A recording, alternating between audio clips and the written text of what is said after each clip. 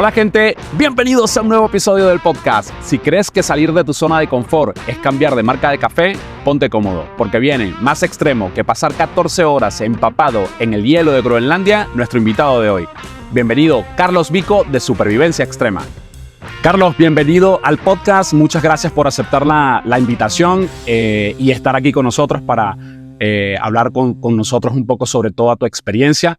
Lo primero que voy a hacer es disculparme tanto contigo como con la audiencia porque llevo las 2 últimas semanas fatal con una gripe bestial que todavía me está afectando a la voz, así que mi voz se va a escuchar un poco mal, pero aquí la voz importante realmente es la tuya, así que por ese lado no hay mucho problema.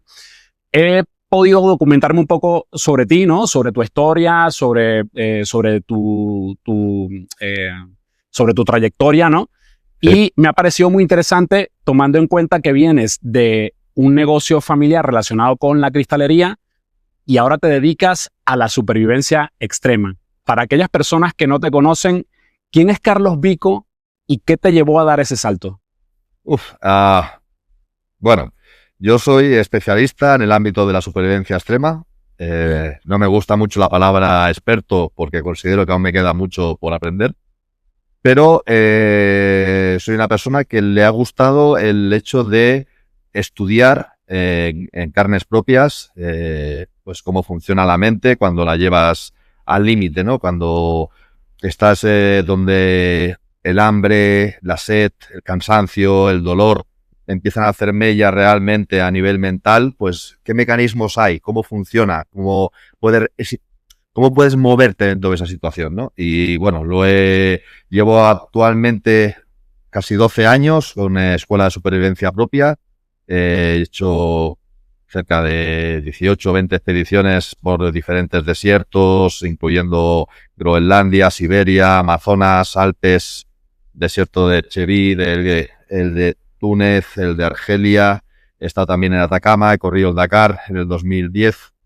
No sé, he dado muchas vueltas, he hecho muchas cosas, me lo he pasado muy bien, me he divertido mucho, continúo haciéndolo y espero seguir haciéndolo mientras dure, ¿no? O sea, que te definirías, digamos, un poco como un aventurero, por ejemplo, o qué te definiría más? Por ejemplo, el término bushcraft o algo parecido, ¿te definiría más o...? No, para mí, bushcraft cuelga de supervivencia. Supervivencia para mí es la madre, porque es... Pasa que la palabra supervivencia ya voy a empezar a pegarte caña, verás. Para mí la supervivencia no es... un Rambo con una cinta en la cabeza. Supervivencia es instinto. Supervivencia es individuo.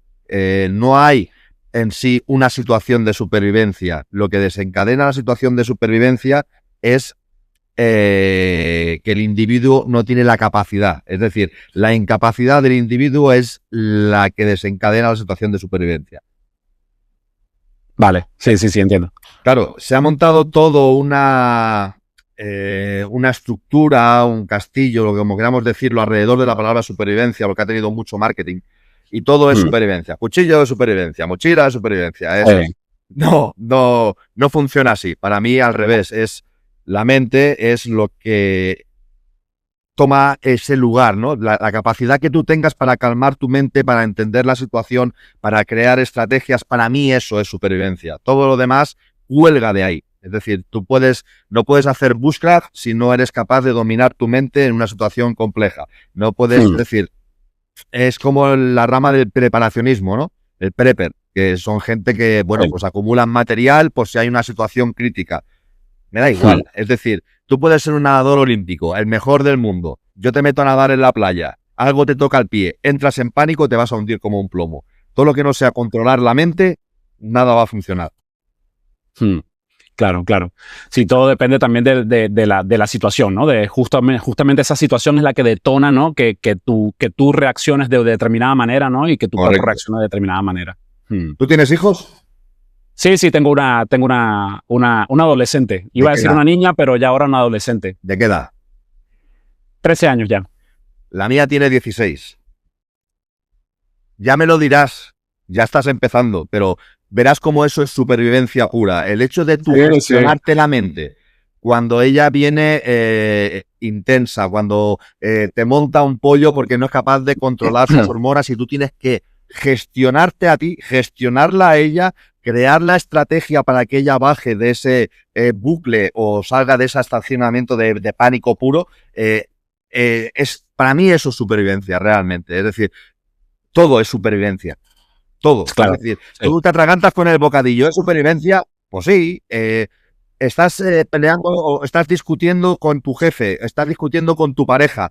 El hecho de aprender a calmarte, a bajar esa emoción, a entender qué es lo que está pasando, por qué la otra persona está gritando, todo eso es para mí supervivencia. Es la capacidad de yo frenar mi instinto y tener esa capacidad de crear las estrategias necesarias para que todo funcione. Sí, de adaptarte un poco, digamos. Quizás adaptarte un poco, ¿no?, a la situación y quizás hasta aprender de ella, ¿no? También. Siempre. Vale.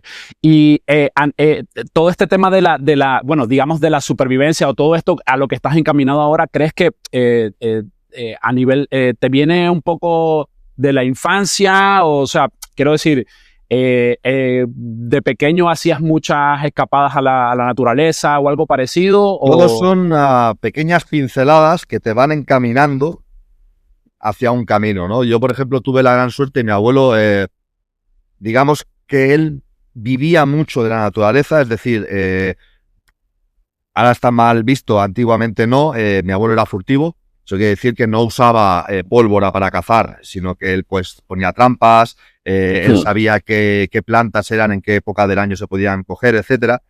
Y claro, yo tuve la gran suerte pues de crecer a su lado y de que él me enseñara pues cómo se desenvolvía él en la naturaleza, ¿no? Pero claro, eso no es supervivencia. Sí que es cierto que dentro del como él lo hacía, hay muchas situaciones donde él, por ejemplo, a mí me enseñaba con juegos, ¿no? Pues íbamos a la montaña, nos sentábamos en una piedra y te pegabas 20 minutos en silencio absoluto observando lo que se movía a tu alrededor, ¿no? Ok, aprendías, igual, yo qué sé, pasaba un pájaro. Oye, ¿qué ha hecho el pájaro? Pues no sé, abuelo, ha ido y ha venido. No. ¿Cómo ha ido y cómo ha venido? Pues ha ido vuelo largo y al volver, pues iba parando entre los árboles. ¿Por qué? No lo sé. Bueno, pues porque al ir iba vacío y al volver se ha llenado el buche, pesa, tiene que ir descansando. Con lo cual te está diciendo en qué dirección está la comida. Claro, una vez lo entiendes, ves que la simple observación, la calma y el entender cómo funciona tu entorno te da muchísima información, te hace ir muy rápido en cualquier situación. Sí, digamos que aprendes un poco también de la misma naturaleza, ¿no? Del mismo entorno vas aprendiendo. Al final, todos son entornos, todo. Una comida familiar es un entorno.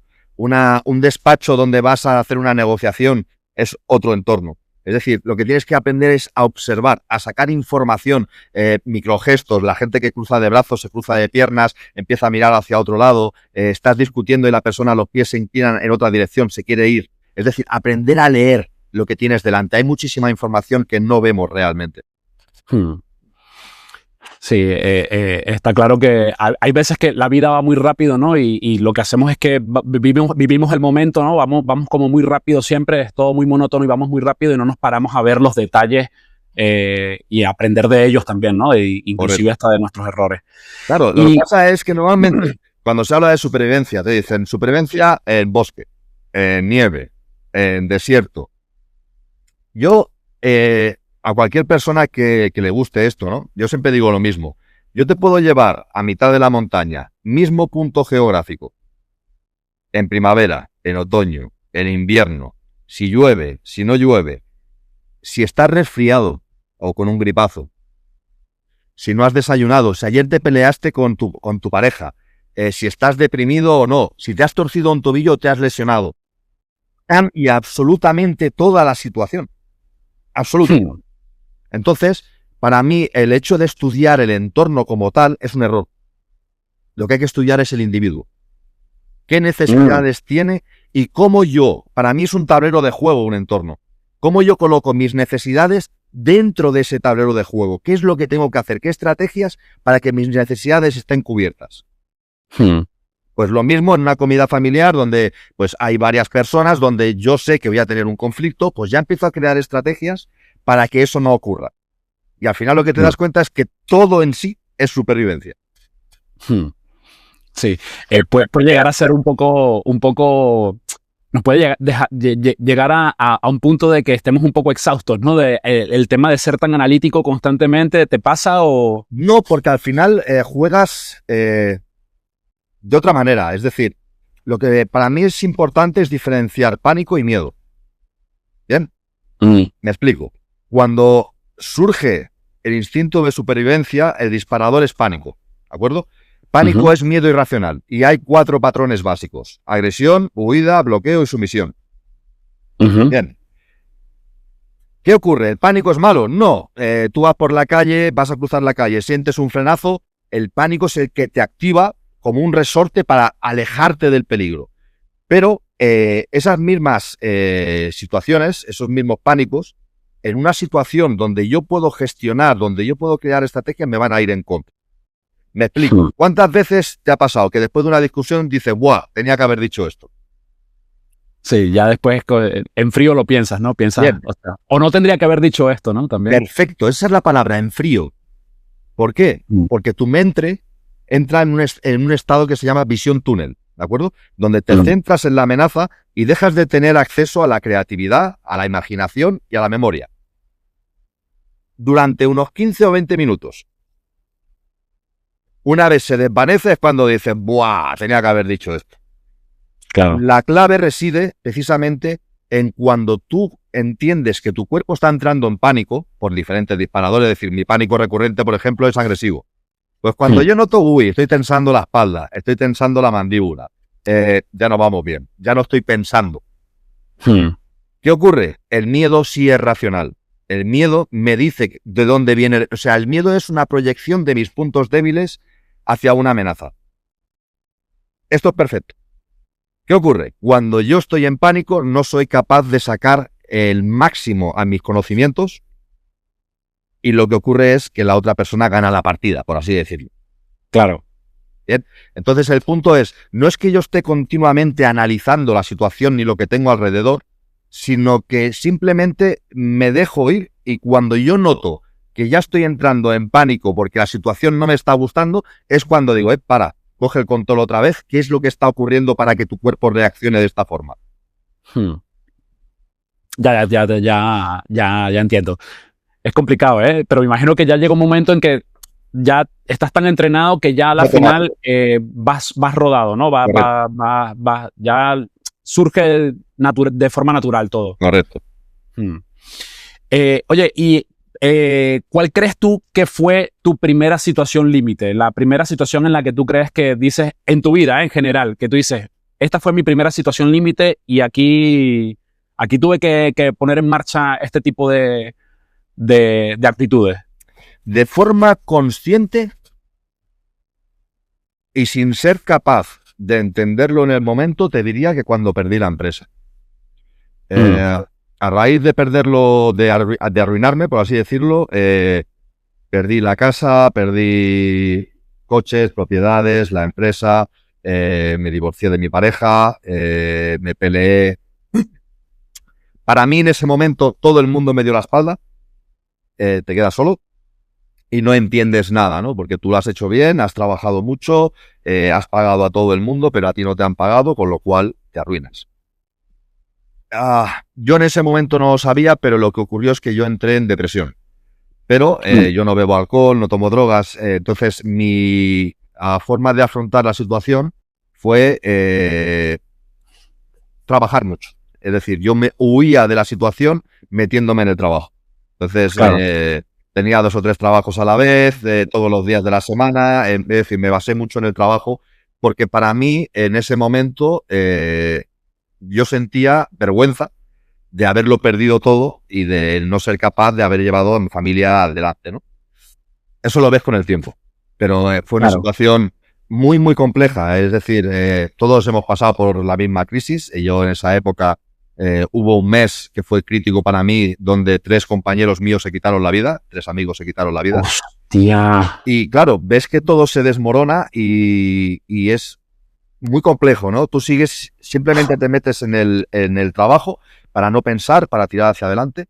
Y sí que es cierto que años después, pues con la mente fría analizas todo lo que has pasado y te das cuenta de eso, ¿no? De que la gente no te dio la espalda, sino que yo me oculté un poquito, me alejé de todo el mundo porque no entendía ni sabía qué hacer con la situación que tenía, ¿no? Creo que esa fue la primera, y a raíz de ahí iniciar viajes complejos por diferentes lugares del mundo. Han surgido varias, desde golpes de calor en mitad del desierto donde piensas que no vas a salir de ahí, a caerte en una placa de hielo en mitad de Groenlandia. Yo qué sé, es que me han pasado de todas. Me he caído por barrancos, me he tenido que coser a mí mismo, no sé, es que ha pasado de todo. Oye, ¿y qué crees ahora ya después de haber pasado por esa situación, ¿no? De haber perdido la empresa y tal, y por muchas otras también que has comentado, ¿qué crees que duele más? ¿Una noche a menos 35 grados o ver cómo se cae, cómo pierdes la empresa y la casa y todo esto? Lo segundo. Duele mucho más. Lo segundo. Es decir, cuando el daño te lo recibes tú solo, no pasa nada. Claro. Mueres o no mueres, da igual. Pero cuando el daño acarrea también a familia, hijos, pareja, padres, etcétera, yo prefiero yo solo. Te entiendo perfectamente. Yo siempre cuando tomo decisiones, las tomo pensando en si me afectan solamente a mí o si afectan a mí y a mi familia. Si afectan a mí y a mi familia, ya no las tomo de la misma manera. Ya las tomo de otra forma y creo que al final todos somos, en ese sentido, somos iguales, ¿no? Intentamos tomar las decisiones pensando mucho en eso y en la familia. Oye, luego de haber pasado por todas estas cosas, la decisión de montar la escuela, ¿de qué te vino? ¿Qué te llevó a pensar en montar la escuela? Pues fue una casualidad, porque fue a raíz de esa época, como te digo, donde varios compañeros se quitaron la vida, se desvivieron. Encontrar a un compañero que también estaba bastante mal y decirle, oye, ¿qué te parece si este fin de semana nos vamos los dos, nos vamos al campo, acampamos, encendemos un fuego, estamos tranquilos, ¿qué te parece y tal? Oye, venga, va, pues me voy. Y él vino conmigo, llevaba una mochila gigante con la tienda de campaña, saco de dormir, latas, el hornillo y tal. Y claro, yo iba como me había enseñado mi abuelo, ¿no? Pues con la pequeña navajilla en el bolsillo, un trozo de cordino y tal. Y claro, llegamos a una zona de río, yo me hice un chamizo con 4 ramas, me bajé al río a pescar 4 cangrejos y tal. Y claro, él mientras montaba todo y me miraba y decía, qué pasada, qué guapo cómo trabajas, tío. Dice, porque es que dice, ¿puedo traer unos amigos que son unos frikis y les enseñas? Y yo, no, pues trátelos. Pues al fin de semana siguiente éramos 3, al siguiente 5, al siguiente 7 y monté escuela. Dije, vamos a cobrar. Sí. Invertimos tiempo, pues cobramos. Y claro, la escuela hace ya, te digo, unos 12 años. 12 años. Y los primeros cursos, estos primeros alumnos que tuviste, ¿qué perfil que tenían más o menos? ¿Con qué perfil venían? ¿Qué aprendizaje? ¿O venían ya un poquito rodados o era gente novata del todo? Es que el tema es que si tú quieres buscar gente que ya haya aprendido previamente, normalmente suelen ser militares, porque ahí es donde suele tocarse más el ámbito de la supervivencia, algunas técnicas y tal. Entonces suele ser gente que le gusta la montaña, suele ser gente, escaladores, montañeros, gente que le gusta ir a buscar setas, o gente que simplemente le gusta ir a pasear al perro. Luego también tienes bomberos, policías, etcétera. Vienen perfiles de todo tipo. O sea, no te sabría decir, no, militares. Quizá los militares son un 20% de toda la gente que viene. Vale. ¿Qué diferencia crees o qué diferencia hay, digamos, entre enseñar técnicas de supervivencia y enseñar a ser superviviente? Para mí es muy diferente. Es decir, las técnicas en sí son una forma de canalizar tu atención. ¿Sí? Yo puedo enseñarte a encender un fuego con un ferrocerio. Venga, ¿eso es supervivencia? No. Es decir, si la situación de supervivencia que se da es un accidente de tráfico, ¿de qué te vale aprender a hacer el fuego con un ferrocerio? De nada. De nada, claro. Pero el hecho de aprender a hacer fuego con un ferrocerio en unas condiciones donde tienes las manos congeladas, donde no funciona nada como debería, donde tienes que romperte la cabeza para entender qué es lo que falla, para que no estés encendiendo fuego. Aprender a que, oye, primero tengo que calentarme las manos porque si las manos no funcionan no puedo encender fuego. Es decir, ahí es el punto donde estás enseñando supervivencia. No es la técnica en sí, sino como tú desarrollas esa técnica con las condiciones que tienes en ese momento. Entonces, para mí, por ejemplo, uno de los ejercicios más duros en un curso básico, por decir algo, es simplemente dormir. Pasar la noche. Cuando oscurece a las 8 de la tarde, no tienes saco de dormir, no tienes fuego, nada. Y tienes que pasar la noche hasta el día siguiente a las 7 de la mañana. Tú solo, en silencio. Tu mente diciéndote, porque has venido, mira que eres tonto, podría estar en tu casa, podría estar en tu cama y estás aquí pasando frío, durmiendo en el suelo, es que eres tonto. Ese es el punto donde tienes que aprender a callar esa voz, a relajarte, a calmarte, no pasa nada, he venido aquí, estoy aprendiendo, la incomodidad, no pasa nada, sé llevarla, sé mantener mi mente calmada, te empiezas a hablar a ti mismo, eso es supervivencia.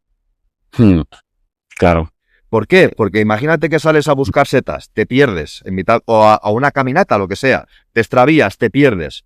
Te puedo asegurar que si te pones a caminar de noche, sin saber a dónde vas, sin un frontal, en mitad de la oscuridad, el riesgo de hacerte daño se multiplica por 100.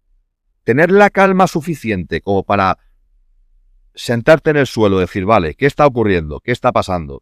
¿Voy a tener hipotermia? Sí. Mano al árbol y me pego la noche dándole vueltas al árbol. No me alejo. Estoy generando temperatura, no estoy quieto, estoy caminando. Es lo que hay, hasta mañana, tío. También es el hecho, me he perdido, sí, ¿cuánta luz solar me queda? Tanto. Ok, 1 hora, 2 horas, me pongo a trabajar, ya no dejo de buscar el coche.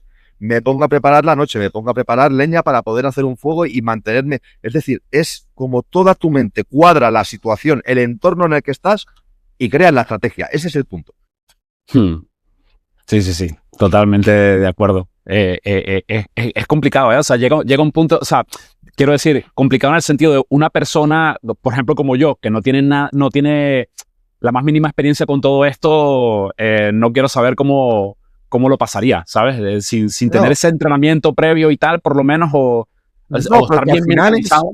Es algo extremadamente sencillo, ¿eh? Si te gusta ir a la montaña con tu hija, por ejemplo, es decir, vale, yo salgo a la montaña, no pasa nada. Es la frase esa, ¿no? De me encanta la montaña, la gente le enamora. Sí, ya, la montaña me da paz, ya, hasta que se hace de noche. Cuando se hace de noche ya no te da paz, entonces estás jodido. Oye, es lo mismo, solo que he quitado la luz. Claro. Es tu mente la que juega en tu contra, realmente. Entonces es el punto de decir, vale, si a mí me gusta salir a la montaña con mi hija o solo o con la pareja, yo tengo que tener unos mínimos de conocimiento para poder manejarme en ese entorno y en cualquiera. Entonces es muy sencillo, es decir, mi cuerpo trabaja a 36 grados, perfecto. Si subo 2 grados tengo un problema, si bajo 2 grados tengo un problema. ¿Qué tengo que hacer? Procurar un ambiente o un entorno donde eso no se vea comprometido. Es sencillo. Oye, si me hago un fuego, mi cuerpo ya no tiene que gastar energía temblando. Claro, para calentar. Generar temperatura. Con lo cual, ya sé que la primera estrategia, ¿cuál es? Oye, crea un entorno aislado, refugio, monta un fuego que me dé temperatura para yo no gastar energía. Perfecto. Y con eso voy a poder pasar el tiempo que necesito hasta que vuelva a salir el sol y volver a caminar en un ambiente seguro, ¿no? Al final, ya te digo, parece algo muy complejo, pero es mucho sentido común, absoluto.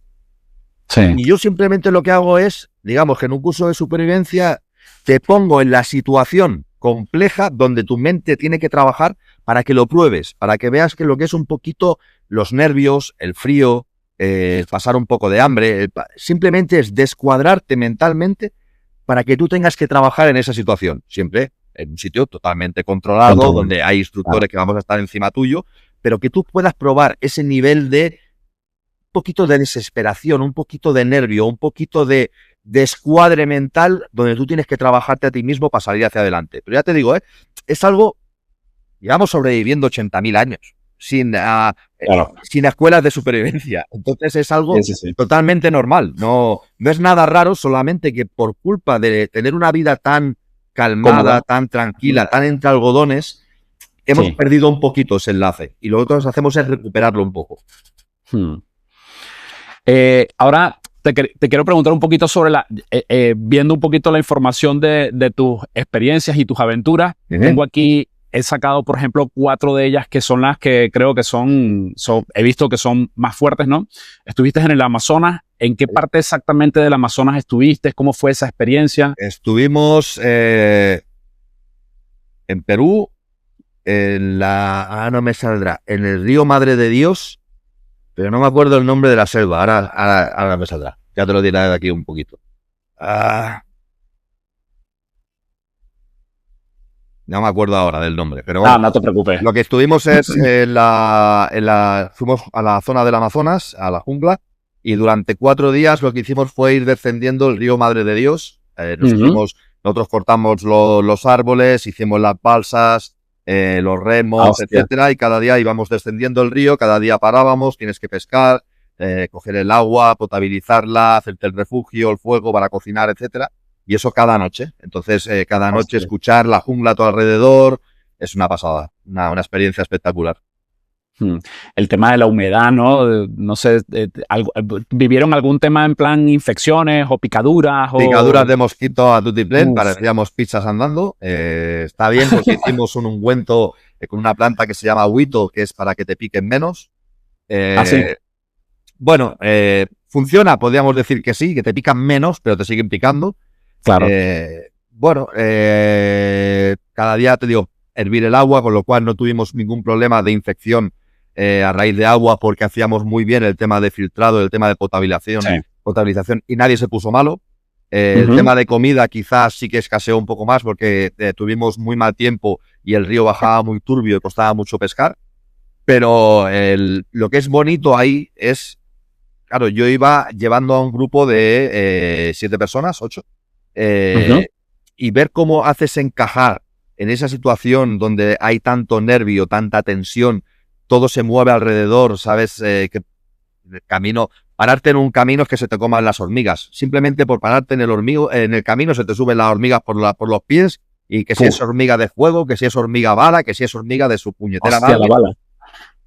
Todo te quiere comer, todo te quiere matar, da igual. O sea, tú eres comida con patas ahí en medio, ¿no? Entonces es una situación divertida, porque ves cómo ellos mismos pues crean esa tribu, ¿no? Y cómo se protegen, se cuidan, cómo enseguida surge pues el reparto de trabajos de forma muy equitativa, ¿no? Donde todo el mundo intenta proteger a todo el mundo. Y son unos días, te digo, es una situación extrema, es muy dura, porque realmente hay peligro, porque en el agua hay pirañas, hay serpientes venenosas por todos lados, hay jaguares, hay depredadores, hay de todo a tu alrededor, y tienes que moverte en ello. Pero ya te digo, para mí es una experiencia genial. Aparte, piensa que lo hacemos con una persona del lugar, un indígena, que nos va acompañando todo el viaje, y es el que nos va diciendo, esta planta se come, esta no, y te enseña a moverte por ese entorno, ¿no? Y espectacular, espero repetir pronto. Y en el desierto del Chebí, creo que he visto una entrevista tuya en la que hablabas del desierto del Chebí y comentabas que, o ya me lo confirmarás ahora, creo que es una de las experiencias que más te ha gustado, ¿no? Es uno de los sitios que más te ha gustado, ¿no? En los que has estado. Mira, lo bonito, yo siempre digo que lo que más me gusta de cualquier entorno es entender cómo funciona. ¿Sí? Es decir, yo puedo ir a un bosque y veo que todos son pinos, y de golpe hay una zona donde veo 3 árboles juntos de hoja ancha. Vale, pues el árbol de hoja ancha lo que me está diciendo es que ese árbol necesita más agua, con lo cual, si esos árboles están ahí, quiere decir que hay un punto de agua. Si hay un punto de agua, todos los animales de la zona van a ir a beber ahí, pues con lo cual, si yo quiero cazar, es la mejor zona. Claro. Bien, en el desierto del Chebí, pasó algo parecido. Es decir, yo fui la primera vez, con toda mi mente fantástica y maravillosa en aquel punto, yo decidí que iba a cruzar el desierto en 4 días sin llevar agua ni comida. Los bereberes ya en sí me dijeron que yo no estaba muy bien de la cabeza por hacer eso. Claro, yo fui para solsticio de verano. Hostia. Finales de junio, principios de julio. Claro, ahí te juntas con temperatura de 50, 52 grados aproximadamente. La Virgen. Claro, y no llevas agua. Entonces, bueno, yo me puse a caminar y bueno, empecé a caminar sobre las 8 de la mañana y a eso de las 11:30, 12, ya con 50 grados, mal, muy mal, porque vas caminando con el sol encima de la cabeza. Vi una zona de césped verde, saqué la pala, me puse a hacer un pozo y no había agua. Y dije, me voy a morir. Me va a dar un golpe de calor y me voy a morir. O sea, además habías caminado lo suficiente como para no poder volver. Tampoco hay ninguna sombra en el desierto, no hay árboles donde refugiarte, ¿no? Claro. Y lo que se me ocurrió es, nada, me siento en el suelo, al meter las manos noté que la superficie ardía, pero al meter la mano, igual que cuando vas a la playa que haces así con el pie y la parte está fría, cuando quitas la Sí, exacto. pues lo mismo, al meter las manos, oye, debajo está frío. Hice una zanja, me metí dentro, me tapé con la arena, el pañuelo encima de la cara y a mirar para adelante. 6 horas mirando para adelante, claro, eso pasó a las 12. Pues mirando para adelante, oye, pues te das cuenta que por la mañana, cuando empiezas a caminar, la arena estaba compacta, muy dura, pero que a mediodía estaba muy suelta, ¿vale? Eso quiere decir que la arena durante la noche absorbe humedad porque tiene sílice y por eso se compacta y a medida que se calienta durante el día, se evapora ese agua y hace que la arena pues se vuelva suelta. Esté más suelta. Ok. Pues entonces, si yo sé que durante la noche hay humedad ambiente, que la arena la absorbe, ¿vale? Si yo voy a una gran duna donde el viento empuja esa humedad, si yo voy a la base, por lógica será más fácil encontrar agua. Tengo una pared entera echándome el agua al suelo. Oye, Claro, pues, filtrándola hacia abajo. Duna, cogí la pala, 2 palmos, agua. Hostia. Se solucionó el desierto. Claro, yo desde aquel día, ¿qué hago? Yo llevo clientes a cruzar el desierto conmigo, donde cada día dormimos metidos en la arena y cada noche hacemos un trayecto de una gran duna a otra gran duna. Al día siguiente haces tu pozo, sacas tu agua, potabilizas y vuelves a caminar durante la noche. El punto es que, claro, la inercia de tú decir, yo cruzo el desierto. Venga, ¿qué eres? El tonto motivado. ¿Por qué? Ningún animal camina durante el día en el desierto. Claro. Todos se entierran, se meten debajo de la arena y trabajan, viven, cazan, se mueven de noche. El único idiota que había en el desierto caminando a las 12 del mediodía debajo del sol era yo. Y con la cantimplora vacía. Y con la cantimplora vacía. El punto es que si tú tienes la capacidad de ver, entender cómo funciona un entorno y sacar información, creas la estrategia antes de meterte y no haces el tonto. Claro. Claro, a partir de ahí, ¿qué haces? Camina de noche, desgraciado. O sea, si durante el día estás a 50 grados, por la noche te baja a 8 o 10. Apetece estar en movimiento para generar temperatura. Cuando Claro. te apetece es a las 12 del mediodía. Claro. Aparte también aprendes a que durante la noche es cuando salen todos los animales peligrosos. Los escorpiones, las serpientes, con lo cual lo mejor no es estar tumbado en el suelo. Claro, aparte. Correcto. Entonces, ellos se mueven, tú te mueves. ¿Cómo te mueves? Por las crestas de las dunas, nunca por las bases. ¿Por qué? Porque en las crestas no hay vida. Donde hay vida es en las bases. Donde tú sacas agua, todos los animales están ahí.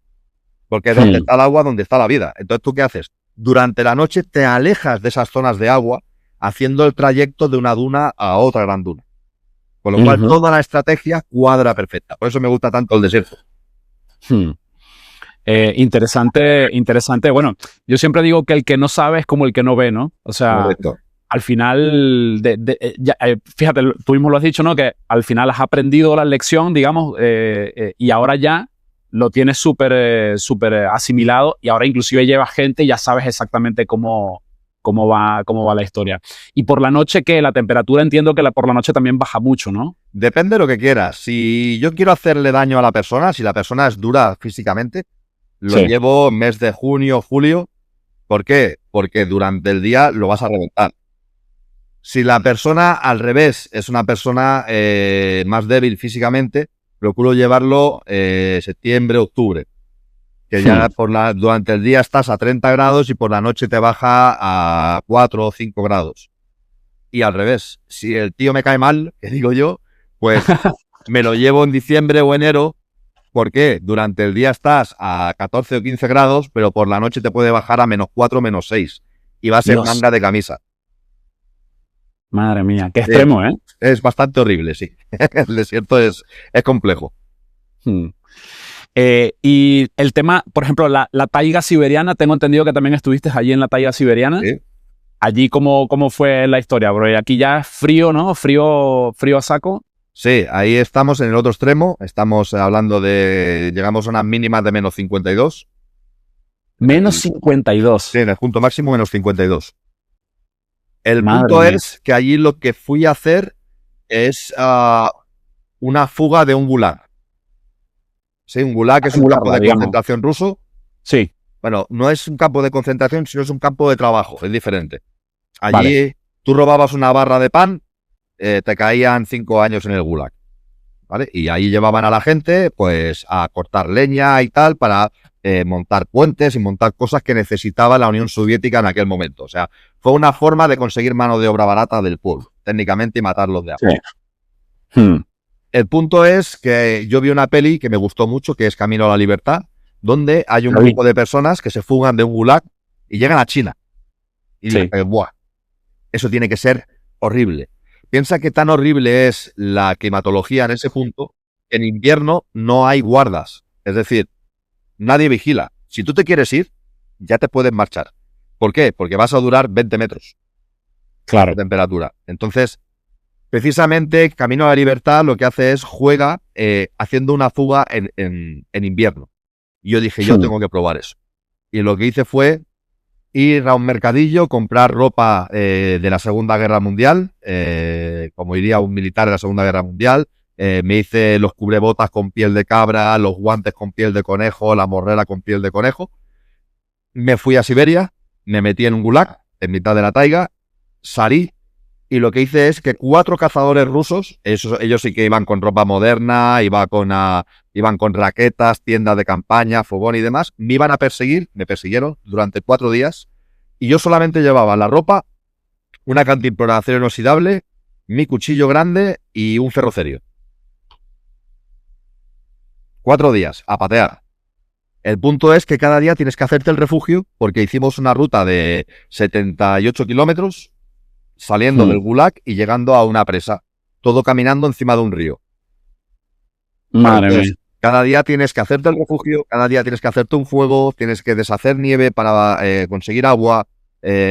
También es como caminas a esas temperaturas, es muy complejo, porque una gota que no seca se puede congelar y hacerte daño, hacerte un corte en el ojo. Los guantes, los dedos no pueden tocar la punta de los guantes porque se congelan. Tienes que orinar dentro del pantalón, en una botella, porque si orinas para afuera, la orina se congela y tienes un problema grave. Hacia adentro. Sí. Es decir, piensa que tú escupes y cuando cae el escupitajo al suelo, rebota. Qué fuerte, tío. Es decir, se congela en el aire. Entonces son muchas cositas que tienes que tener en cuenta, porque si cometes un solo error durante 2 o 4 días, la lías. O sea, se acaba el juego, realmente. Y el punto es que, bueno, se hizo toda la ruta. Yo conseguí llegar, ellos salieron con 6 horas yo salía a las 6 de la mañana, ellos a las 12 del mediodía, y al acabar esos 4 días yo llegué con 40 minutos de ventaja. Es decir, me recortaron 5 horas 20 en 4 días. Pero claro, yo no llevaba agua, no llevaba tiendas, no llevaba nada, todo tenía que hacérmelo yo. Y era que, en plan, simulando la búsqueda, ¿no? La escapatoria, como que si ellos eran los guardas del gulag. Bueno, correcto. Además, ella piensa que además hablaban ruso y hablaban muy poquito inglés. Y tú le decías, vale, si me veis a distancia de disparo, disparáis al aire, se acaba el juego. No pasa nada, ¿vale? Disparáis al aire, se acaba el juego. Ellos te miraban y se reían y se bebían el chupito de vodka mirándote, y tú decías, vamos a ver que no me pillen, porque me parece a mí que van a jugar a tirar al blanco y me va a tocar correr. Madre mía. Claro, entonces vas todo el rato con el run de hacer las cosas rápido. Solamente se podía caminar durante el día, durante la noche estaba prohibido. Pero claro, tienes que hacerte el refugio, calcular el tiempo de cuánta luz te queda, no llevas ningún frontal, no llevas nada. todo tienes que trabajarlo de esa forma, ¿no? Y es muy intenso, porque Siberia en sí es como un supermercado en cuanto a materiales, es decir, tienes un montón de árboles, puedes, yo qué sé, yo la noche a -50 me quitaba toda la ropa. ¿Por qué? Porque me hacía 2 fuegos, me ponía en medio y me quitaba la ropa para secarla, porque Claro. disipa muy mal la humedad y a esas temperaturas, si la ropa está húmeda, tienes hipotermia porque se congela. Entonces tienes que secar la ropa cada día, es una historia muy guapa. Realmente es muy duro, pero tienes muchos elementos que te ayudan mucho a la hora de poder calentarte, a la hora de poder derretir nieve, etcétera. Por ejemplo, Groenlandia, no llegamos a esas temperaturas ni loco, llegamos quizá a -18, -20, pero no hay nada. Es un puñetero desierto de nieve. No hay ni un árbol en toda Groenlandia. No hay nada, no puedes hacer nada. Es piedra y hielo, ¿no? Entonces, Siberia, siendo más dura en cuanto a climatología, relativo, más frío, para mí fue mucho menos compleja que Groenlandia. Groenlandia es un desastre. Justo te iba a preguntar, porque era la siguiente por la que te iba a preguntar, porque creo que ahí hubo un episodio bastante complicado, pero antes de preguntarte por Groenlandia, en la taiga siberiana, por ejemplo, tema de, no sé, lobos, osos o... Sí, además tuve un episodio complejo con lobos. Hostia. Pero es normal, es decir, tú estás en su casa. ¿Vale? Exacto, Entonces, sí, total. es normal tener cierto contacto. No es normal porque los animales se acostumbran a huir del humano. El humano es mal bicho.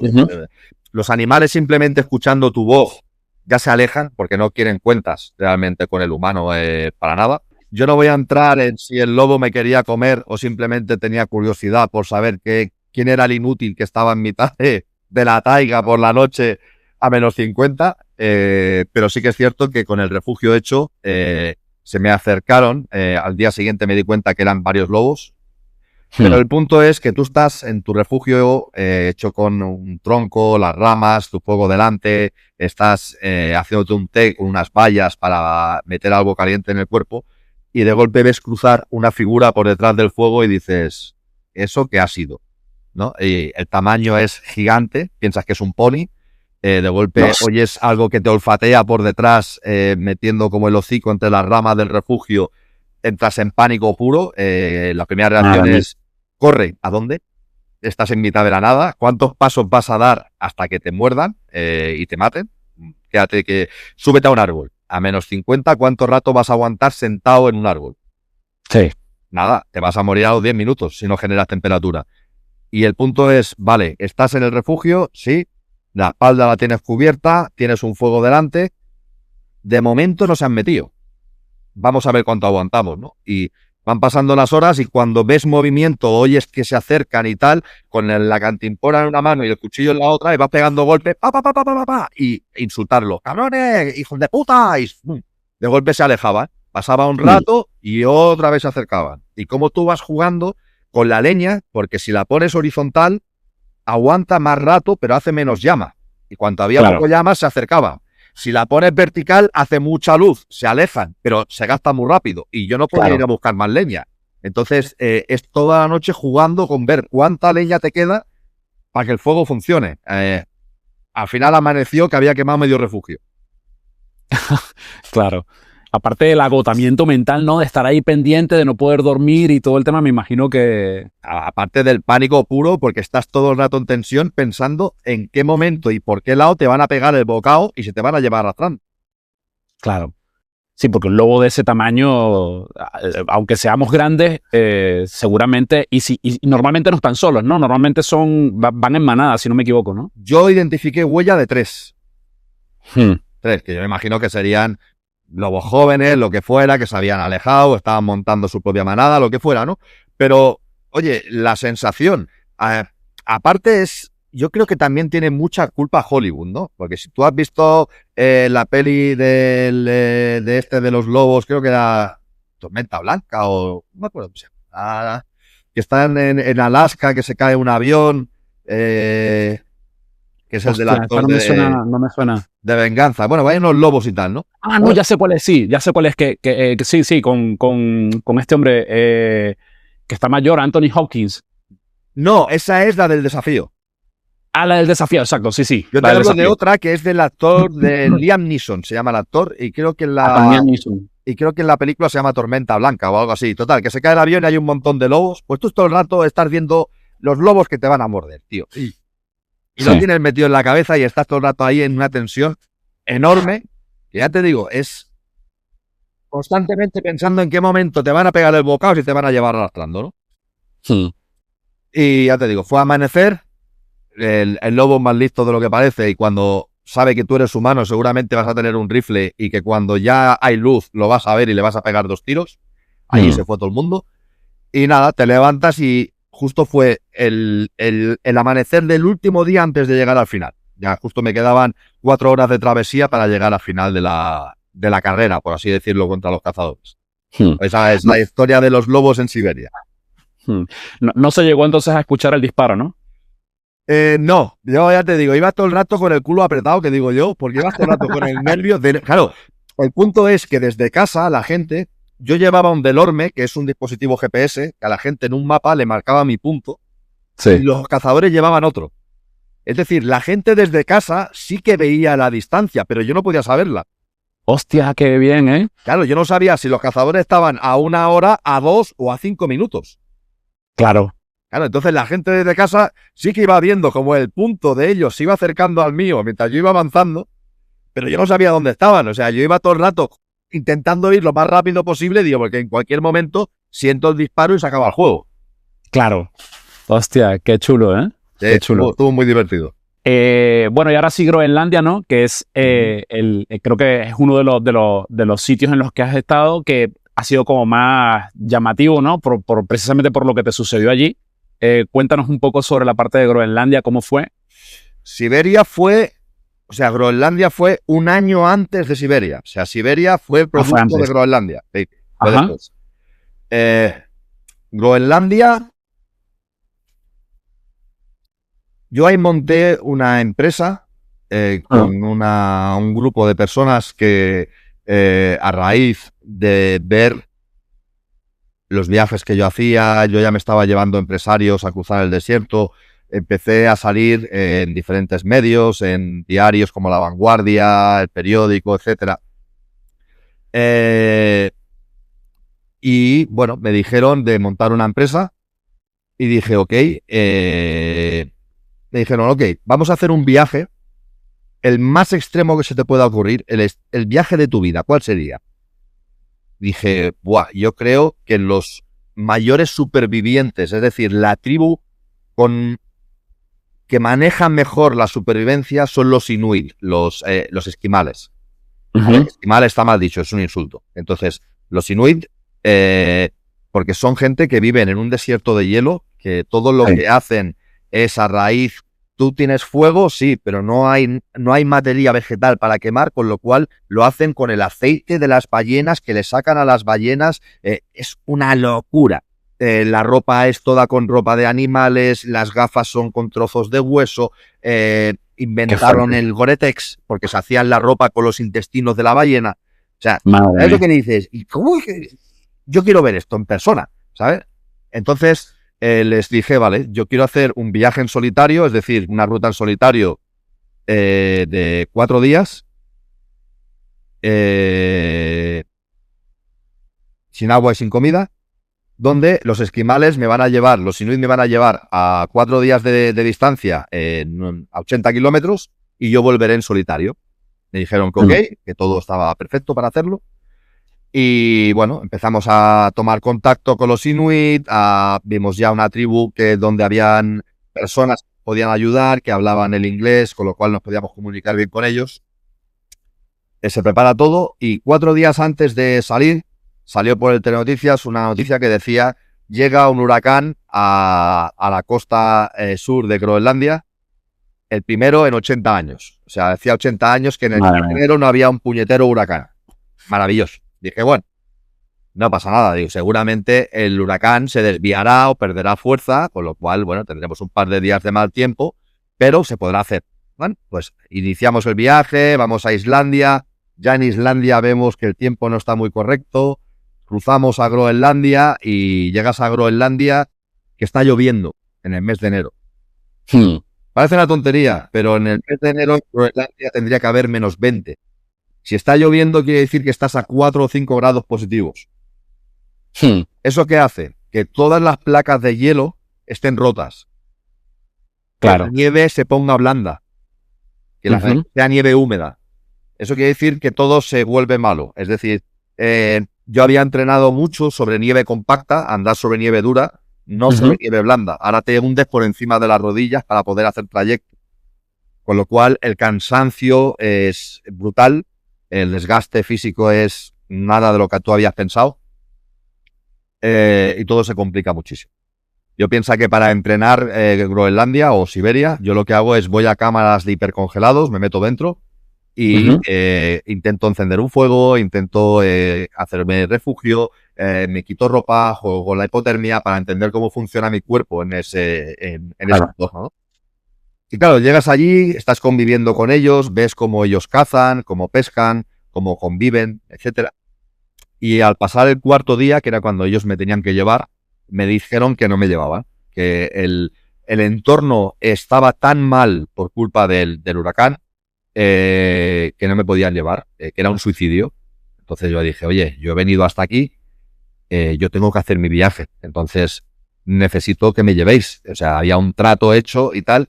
Me dijeron que no, que si yo me quería matar, que me matase yo solo, pero que ellos no se iban a suicidar porque yo quisiera hacer el idiota. O sea, Claro. no. Entonces, hablando con el jefe de la tribu, le dije, oye, si yo quiero hacer esto, ¿cómo puedo hacerlo? Me dijeron, mira, en Tasilac, que es una ciudad un poco más grande que hay un poco lejos, que hay un helicóptero medicalizado que si nosotros tenemos un problema, lo llamamos, viene y nos lleva, ¿no? A Islandia o donde sea que haya un hospital. Puedes alquilar ese helicóptero y que te lleve a 80 kilómetros de distancia, que te suelte y tú haces la tuya, a tu rollo. Dije, bueno, me parece bien, llamé a la empresa y le dije, oye, hay esto, vale una pasta el helicóptero, pero con el helicóptero se puede hacer. Y ya en la empresa me preguntaron, ¿estás seguro? Y yo, claro, como especialista en supervivencia, ¿cómo voy a decir no salgo porque hace mal tiempo? Claro. No. Ahí el ego te juega una mala pasada y dices, bueno, yo creo que podré capear lo que yo estoy viendo. Entonces dije, tranquilo, esto, nada, Está chupado. está regalado, tranquilo.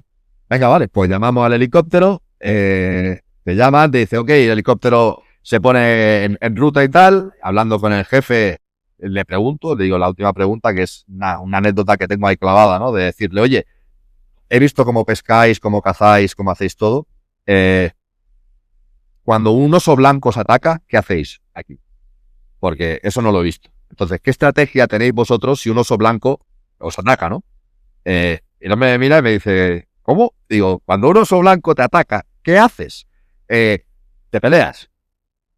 El tío me mira y me dice, oso blanco mide 3 metros, pesa como 600 kilos, las uñas no se le desgastan porque pisa nieve, con lo cual son cuchillas. Es decir, Claro. te va a matar. O sea, ¿a qué le vas a pegar, hijo? Digo, no sé, Claro. corro. Y me dice, no, si pillan casi 50 por hora. O sea, te vas a morir cansado. Y yo, hostia, me hago el muerto, chillo, pataleo, hago algo, tío. Y me dice, no, sonríe. Digo, ¿cómo? Sonríe. Claro, el primer momento piensas, a ver, él chapurrea inglés, yo chapurreo inglés, más o menos. No está encajando, sí. Digo, igual no me ha entendido, o el hombre ya es muy mayor y tampoco estaba Claro. fino. Digo, bueno, total, llega el helicóptero, me subo corriendo al helicóptero, me lleva a 80 kilómetros de distancia, me suelta y tal y como me suelta me doy cuenta de que la he liado. Porque tal y como me bajo me hundo casi hasta la cintura en nieve. Madre mía. Le digo al tío, espera, el tío me hace, ok, y se va. Y te quedas con la cara de, Madre mía. la has liado mucho, chaval. Y bueno, a raíz de ahí empiezo el trayecto, me piden por favor que no pise hielo porque están las placas muy rotas y hay mucho riesgo de tener un accidente. Todo se hace por costa, pero claro, la costa de Groenlandia en sí es de piedra. Entonces, quiere decir, nieve muy blanda donde te vas escurriendo, te vas pegando golpes, desastre. Piensa además que yo tenía calculado 20 kilómetros diarios de ruta no consigo llegar a esa cifra nada más que el primer día. El segundo día ya estoy agotado, hago la mitad. Duermes como puedes haciéndote una osera, intentas no... duermes con una alarma que cada 20-25 minutos suena, te tienes que despertar, sales fuera, calientas, porque si no, en hipotermia, pues se produce la muerte dulce, que es que simplemente por agotamiento te duermes y no te despiertas más. Te despiertas, claro. Pierdes temperatura y te mueres. Y el punto es ese, ¿no? Pues que pasa el primer día, pasa el segundo día reventado, el tercer día ya estoy destrozado y digo, oye, veo el fiordo, que es una entrada de agua de mar hacia tierra enorme, que me llevaba casi hasta el pueblo y dije, encima del hielo no hay nieve, porque es una superficie totalmente plana que el viento arrastra la nieve. Digo, lo siento, digo, pero estoy cansado, yo quiero acabar, bajo Sí. y me pongo a andar por encima del hielo y acabo. El punto es que llegas a un punto donde se acaba el fiordo, no puedes salir porque hay muchísima nieve, intentas buscar, das la vuelta buscando un punto para salir donde haya menos nieve, con la mala suerte, o no, que piso una placa que está rota, se inclina, me resbalo y toco con los pies el suelo, gracias a Dios, estaba cerca de la costa, y la placa se me cierra pues a la altura del pecho. Claro, Madre mía. empiezas a golpear para que se rompa hasta que ya está sólido el hielo y tú puedas salir. Intentas salir, te remontas encima, empiezas a dar vueltas por el hielo lo más plano posible para que no se rompa. Intentas meterte en nieve para que la nieve absorba agua. Toco del Orme, porque también llevaba el GPS enganchado en la espalda y desde casa podían ver la ruta. Claro. Tocas del Orme y avisas a campamento base y les dices, oye, me he caído al agua, necesito rescate ya. Llamar al helicóptero y que venga ya, porque tengo un problema. Claro, igual estás 18 menos 20, menos 18 menos 20, con vientos de 80-90 por hora, ventisca de nieve por todos lados, al debajo de un huracán. Claro. Con la ropa mojada, empapado. Uf, La brutal. sensación más horrible, además el nivel de dolor, porque toda la musculatura se contractura por el frío, pero tienes que temblar para generar temperatura. Pues ¿sabes cuando te haces daño trabajando que te quedas enganchado? Pues imagínate que intente vibrar el músculo para generar temperatura. O sea, es un dolor horrible. Claro. Claro, te responden, te dicen, ok, contactamos con el helicóptero, aguanta como puedas. Vale, aguanta como puedas, no pasa nada. Venga. Empiezas a hacer ejercicio, a intentar hacer flexiones, a correr, a hacer sprints por la nieve.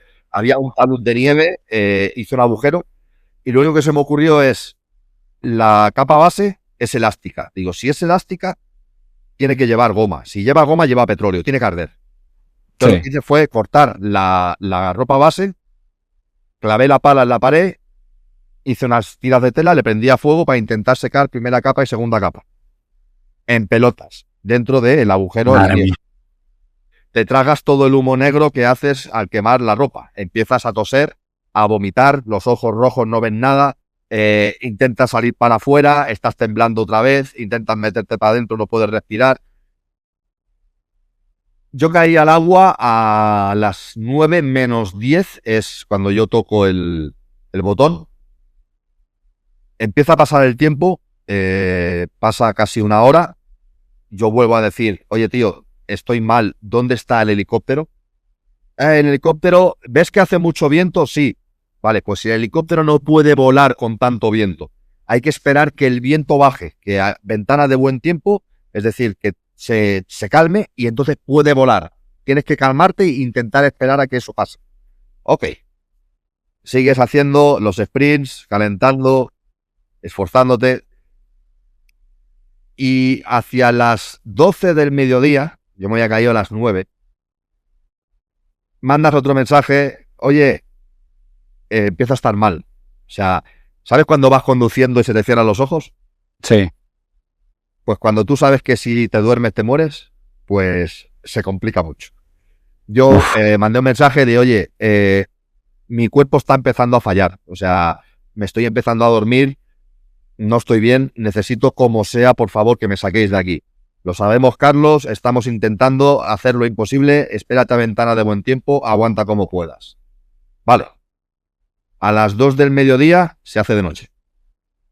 El Madre mía. helicóptero no vuela de noche. Tú llamas y dices, oye, ¿el helicóptero tiene luces? No. Y entonces, ¿qué hacemos? Porque yo no llego ni de coña a mañana. Claro, piensa que en Groenlandia la luz en enero es de las 6 de la mañana a las 2 de la tarde. El resto es todo noche. Bueno, no es noche, es una especie de penumbra, es sol de medianoche que le llaman. Pero claro, tú estás ahí en medio y dices, ¿ahora qué? Y te dicen, no, hemos hablado con un equipo de bomberos, van a coger unas motos de nieve y van a ir hasta tu posición a sacarte. Aguanta como puedas. Vale, aguanta como puedas. Se hace de noche y el tema de que te vas quedando dormido cada vez es más recurrente. Es decir, cada vez estás más cansado, se te van más los ojos. Claro. En tu mente tienes tan claro que si te duermes te mueres que de golpe empiezas a ver cosas. Tu mente te hace ver cosas para que te suba la adrenalina y no te duermas. De golpe veías un oso salir de mitad de la ventisca corriendo a por ti. Ibas corriendo a la osera, cogías la pala, te metías allí y pasaban 2-3 minutos, el oso no aparecía, te asomabas, dice, ¿dónde está el oso? No está. Además el oso es muy cabrón, por así decirlo, porque lo que hace es, como es blanco, se tumba en la nieve y se tapa la trufa, que es negra, con la mano. Se camufla. Y el cabrón se espera que tú te des la vuelta y te engancha por la espalda. Pues si llevas un rifle, que no le dispares. Pues ya estás todo el rato mirando dónde está el oso. Y llevas todo el rato con la pala en la mano diciendo dónde está el oso. Total, ¿para qué llevas la pala? Si te va a matar igual, ¿no? Pero el rollo es ese. De golpe ves un oso, o sea, de golpe ves un perro salir corriendo. De golpe te ves hablando con tu abuelo. Y yo decir a mi abuelo decirme, ¿qué has hecho? Y yo, pues la he liado, abuelo. Carlito, la madre que te parió, ¿qué has hecho, tío? Yo, pues mira, abuelo, se me ha ido de las manos. Y hablar, y yo tengo recuerdos de hablar muchos minutos con mi abuelo. Qué fuerte. Explicarle cuando perdí la empresa, y explicarle que me había casado, explicarle que tenía hijos, que mi abuelo ahora sería bisabuelo, explicarle quiénes eran mis hijos. Mira, es que se me rompe hasta la voz ahora, explicándolo, tío. Qué fuerte, ¿eh? Y de golpe, pues, escuchas llorar a tu hija en la nieve, te tiras a la nieve, empiezas a escarbar para sacarla, porque está dentro, está en la nieve, y tú la estás escuchando llorar y te pones a sacarla y al minuto dices, estás loco, tío, o sea, no estás solo, te estás volviendo loco, eres consciente de tu locura. Es decir, llega un punto que sabes que las cosas que estás viendo pueden ser o pueden que no sean. Y hostia, claro. Y hablar con mi padre, con mi madre, sentir a mi hija abrazándome por detrás, sentir a mi hijo llamándome a lo lejos, llega un punto donde todo se mueve, todo te habla, todo es increíble. O sea, y además siendo consciente de que te estás volviendo loco. Es una sensación claro. muy dura. Mucho. Creo que a las 6, las 7 de la tarde, a mí me llega un mensaje al del Orme que pone, tu padre dice que no te rindas. Ahí se rompe todo. Uf. Porque ahí me doy cuenta de que en mi casa saben de mi situación. Y que en mi casa están sufriendo por mi situación. Claro. Ya no soy yo que me estoy muriendo en mitad de la mierda y estoy muerto de frío y con congelaciones. No. En mi casa saben que me estoy muriendo y que no pueden llegar a donde estoy. Claro, ahí entra en la desesperación que yo sé. Exacto. Que tendrán mis padres sabiendo que su hijo se está muriendo y que no pueden hacer nada. Claro, yo mando mensaje a campamento base y le digo, reza porque me muera aquí, porque cuando llegue abajo te voy a matar. O sea, ¿quién eres tú para llamar a mi casa a decirles que me estoy muriendo? Mía. Claro. ¿Cómo se te ocurre? Claro, yo ahí entro en ira, en cólera pura. Digo, yo tengo que salir de aquí como sea. Bueno, sigue pasando el rato y hacia las 10 de la noche más o menos, yo me había caído al agua a las 9, menos 10. Madre mía. Intentando volver a la osera por el pasillito que me había hecho en la nieve, caigo de rodillas, me quedo apoyado en la pared de nieve, mirando hacia adelante y dices, hostia, no se ha elevado. Intentas llevar la mano a tocarte la cara y es como si te bajan los plomos. Es decir, el cuerpo se había desconectado, se había parado. Y tú estás aquí dentro y ahí te das cuenta que esto es un coche, esto es un vehículo y tú estás aquí dentro metido y tú dices, brazo sube, el brazo sube. Y dices, camina, bien. Camina, pero tú estás aquí dentro, esto es un coche. hostia, y el coche se ha roto, y el coche se ha parado, ¿y ahora qué? Y hablando conmigo mismo digo, bueno, cálmate, no estás respirando, vas a entrar en hipoxia, te vas a dormir, cálmate, no pasa nada, tranquilo, todo está bien, te vas a morir. Y en ese punto, ¿sabes lo que dicen que ves la vida pasar por delante de los ojos? Justo estaba pensando en eso. Sí, pero no. Yo lo que vi es, mira que me considero buena persona, ¿eh? Porque siempre intento ayudar a todos los que me rodean, me esfuerzo por los demás. Pero vi todo lo malo, todas las discusiones que yo había tenido con mi expareja, con mis padres, con amigos, con conocidos, donde lo que sientes es la emoción de la persona a la que le estás gritando. Sientes el dolor, el miedo, la angustia de que la persona que te quiere te esté gritando, multiplicada por 1.000.000. Y ves una imagen, otra, y tú te ves en tercera persona, intentas cogerte por el pescuezo y decir, yo a este tío lo mato. Y en ese, entiendes que eso es el infierno. Que vas a vivir eso el resto de la puta eternidad. Y la sensación es tan desagradable que yo no sé cómo, pero yo me levanté del suelo. Yo dije, yo no me puedo morir aquí sin ir a casa y pedir perdón. Uf. Y es complicado. Pero te levantas y yo dije, a mí me separaba del pueblo, creo que eran 12 kilómetros, 13 kilómetros. Había un glaciar en medio. Y yo dije, yo el glaciar ese lo arranco a puñetazos. O sea, yo tengo que volver a casa como sea. ¿Y qué va? La realidad es tozuda. Nada, andé unos 20 metros, 25 metros y otra vez el cuerpo se agotó. Mi madre, pobrecita, imagínate en casa, se pensaba, porque ella vio cómo se movía el punto y dijo, un oso se lo ha comido y lo está arrastrando. Imagínate la liada.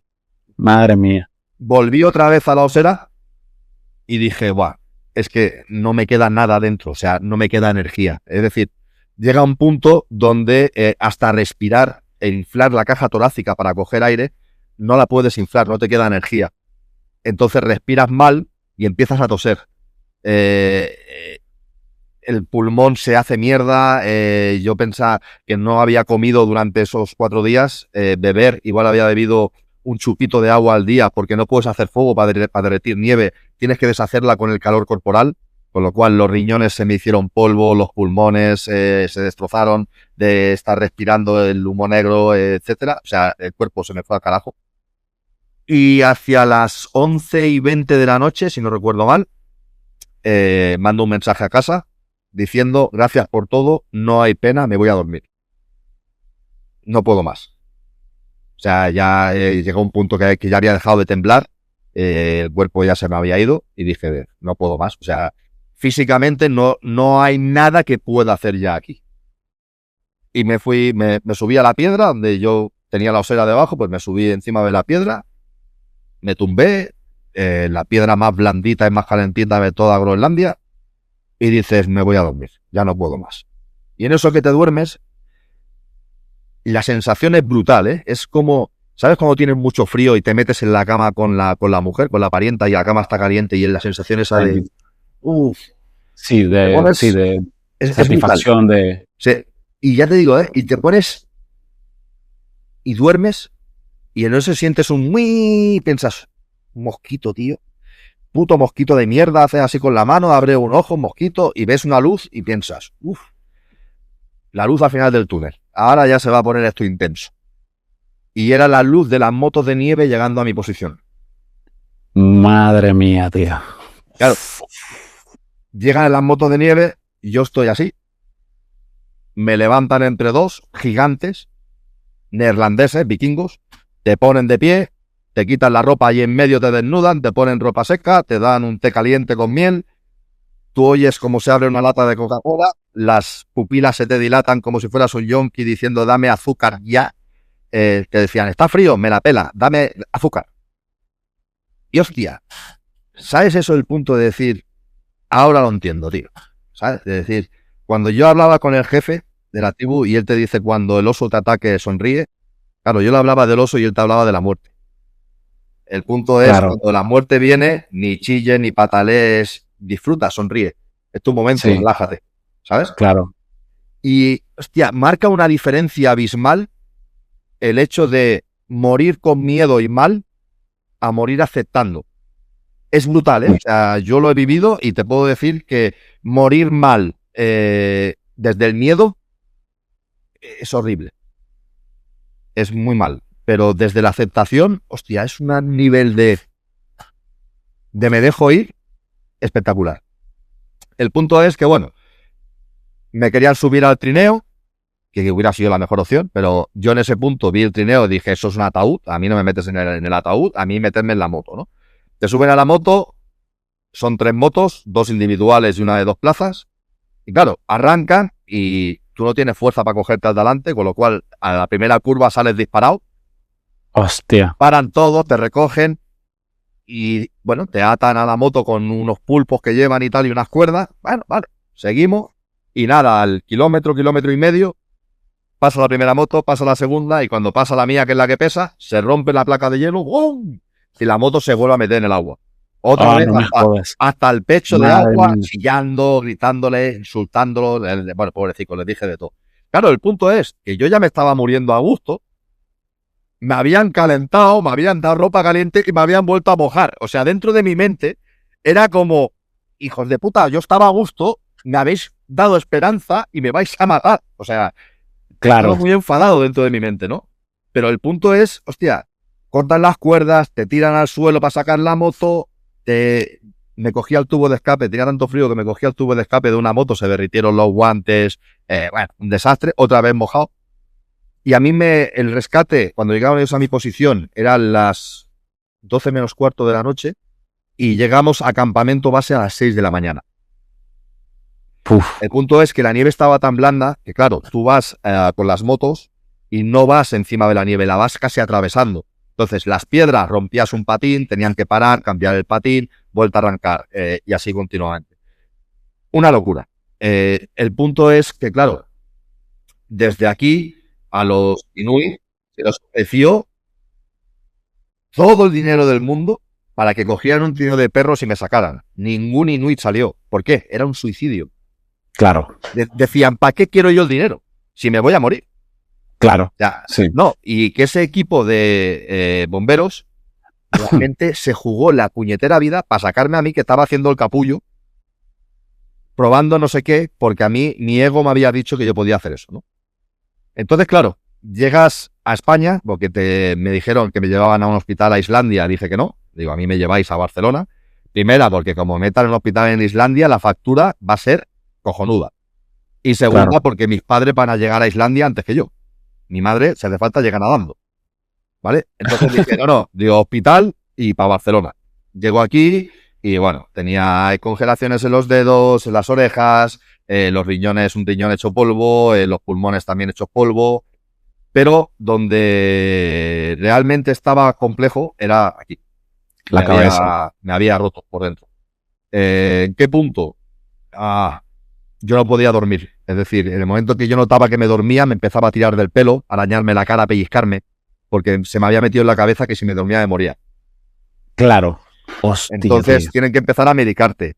Yo no podía meterme en la cama solo. Tenía que coger a mis hijos, estar abrazado a ellos o con quien fuera. Las luces encendía. Me despertaba a mitad de la noche tocando nieve y estaba en mi cama, pero yo estaba tocando nieve. Un desastre. Y yo, bueno, mi madre se pensaba, pobrecita, dice, hasta hay que llevarlo a un manicomio porque se ha roto. O sea, no, la cabeza no funciona, ¿no? Y tuve la suerte de que un buen amigo mío vino a verme y, oye, Carlos, ¿qué ha pasado allí?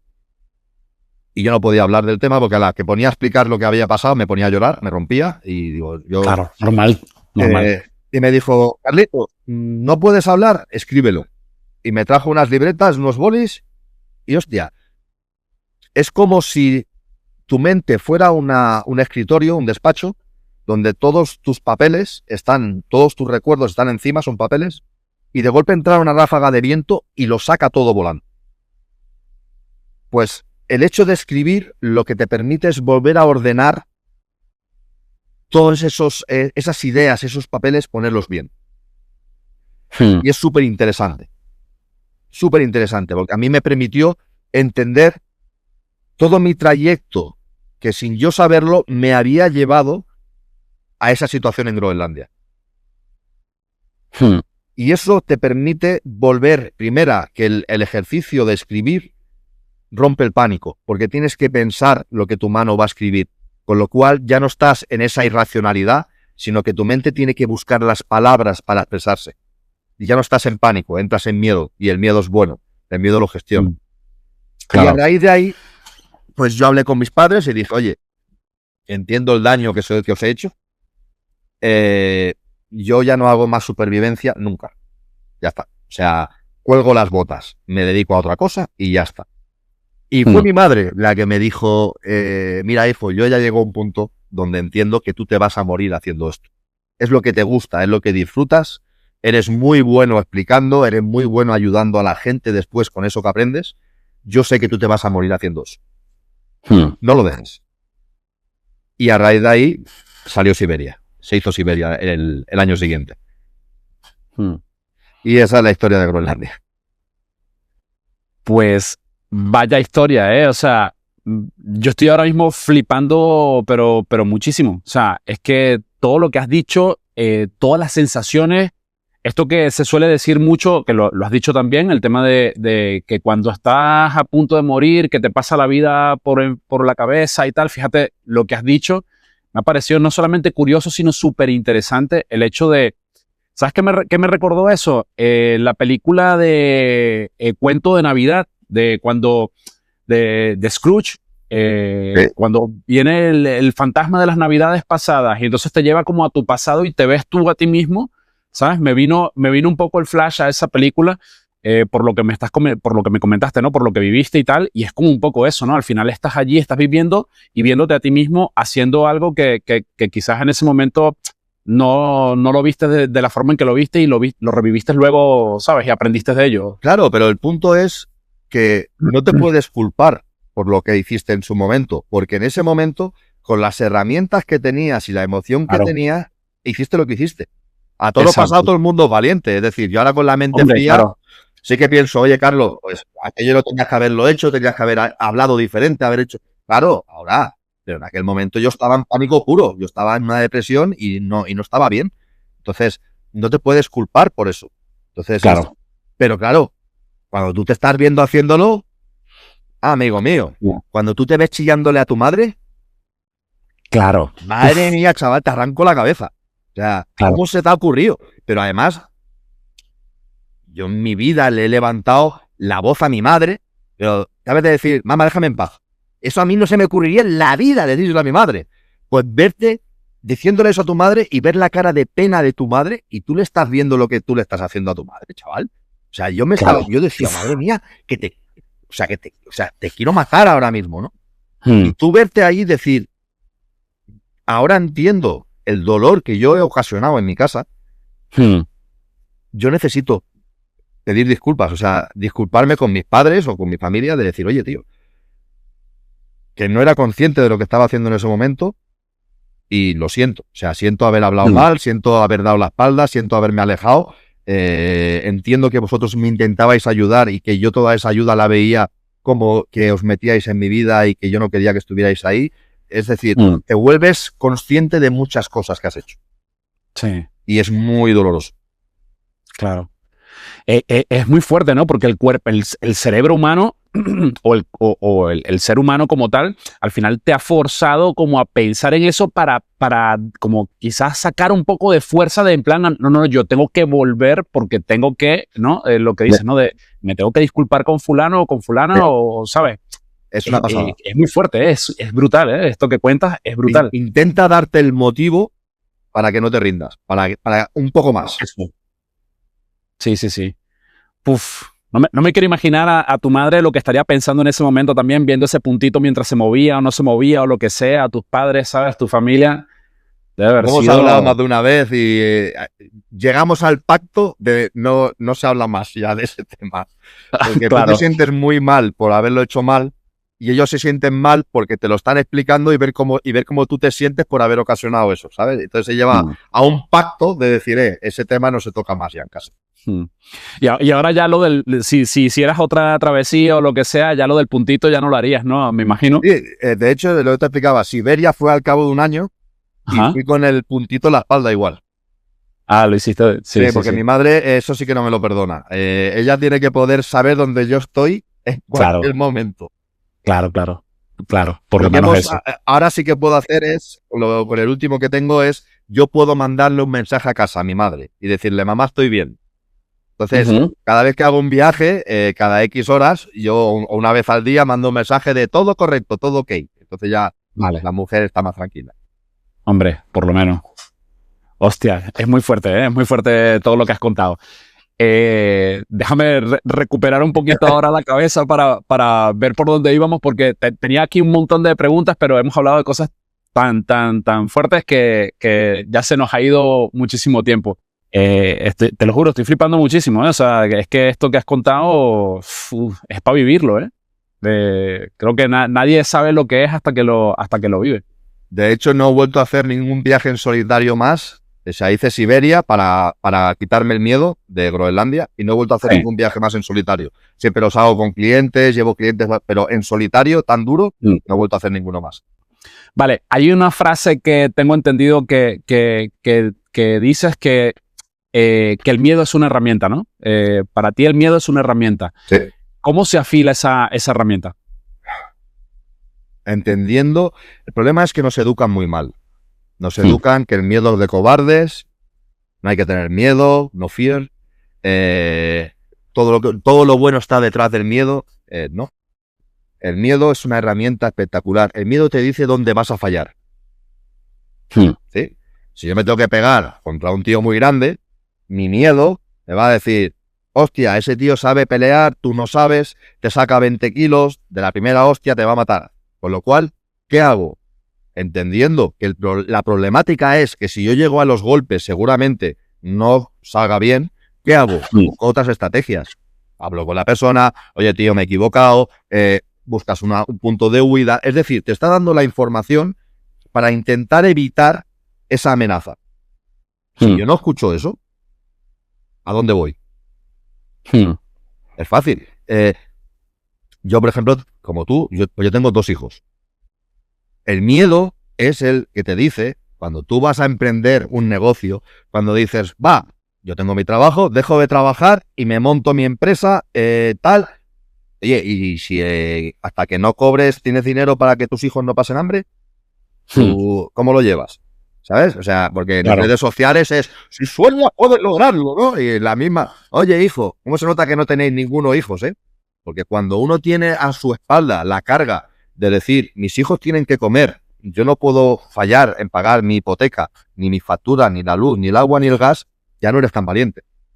Ya tienes que tener muchas más cosas en cuenta a la hora de tirarte, ¿no? Pues eso es el miedo. Y el miedo es el que te hace pensar cuál es la mejor forma de hacer lo que estás haciendo. Cuando tienes 18 o 20 años te da igual, te tiras. ¿Por qué? Porque hay hospitales. Y ya cuando me la haya pegado, ya me iré al hospital, que me cosan y que me enyesen y ya saldré.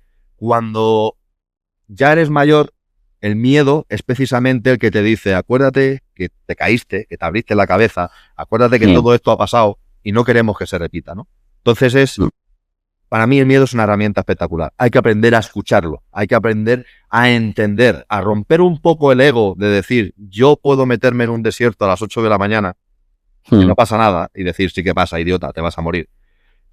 A decir, intenta entender qué es lo que te está diciendo el miedo. El miedo te está diciendo, hay 50 grados, no hay agua, hay serpientes, hay escorpiones. Perfecto. Tengo que crear una estrategia para encontrar agua, protegerme de los 50 grados y que no me piquen ni los escorpiones ni las serpientes. Eso es escuchar el miedo. Eso es una herramienta. El problema es que vamos tan rápido por la vida que ni somos capaces de analizar bien el entorno ni de escuchar nuestra mente diciendo dónde están los problemas que nos vamos a encontrar.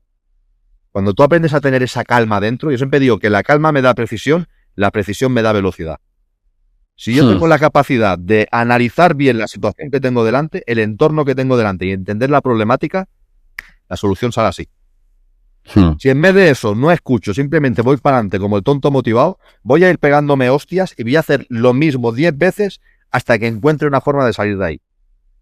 Estudia antes, míralo, piénsalo un poquito. Si tienes la oportunidad de pegarte 5 minutos analizando lo que vas a hacer, irás mucho más rápido, seguro.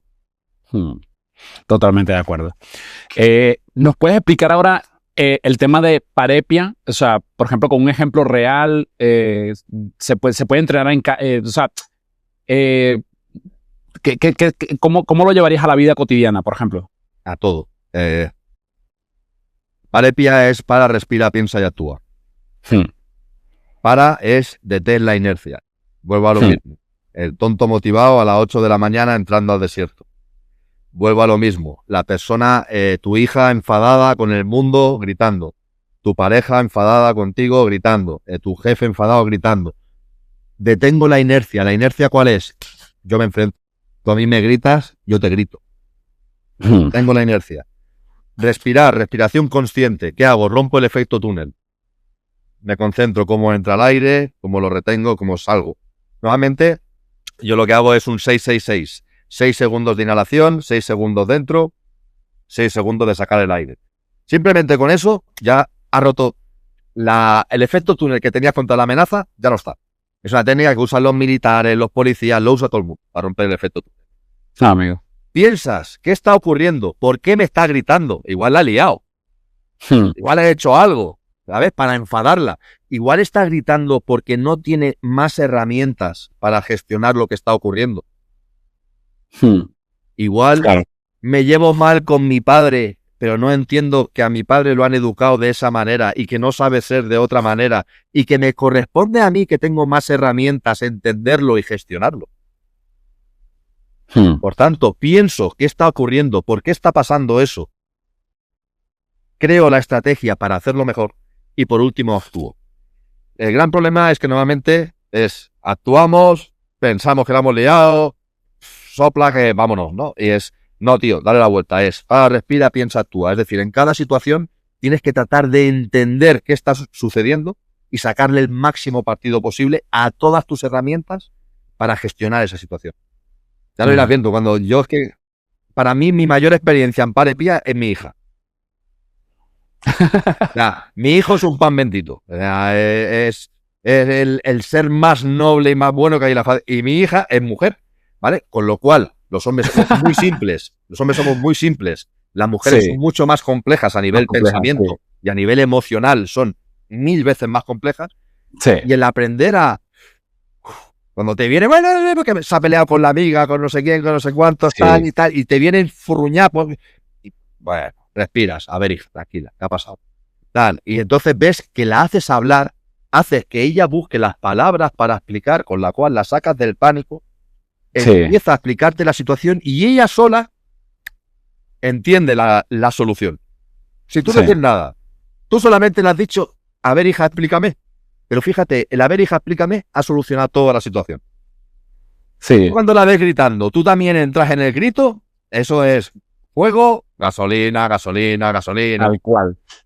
Tal cual. Tal cual. Sí, yo creo que al final lo mejor que podemos hacer en esas situaciones, y creo que ya los hombres lo hemos aprendido mucho, es escuchar.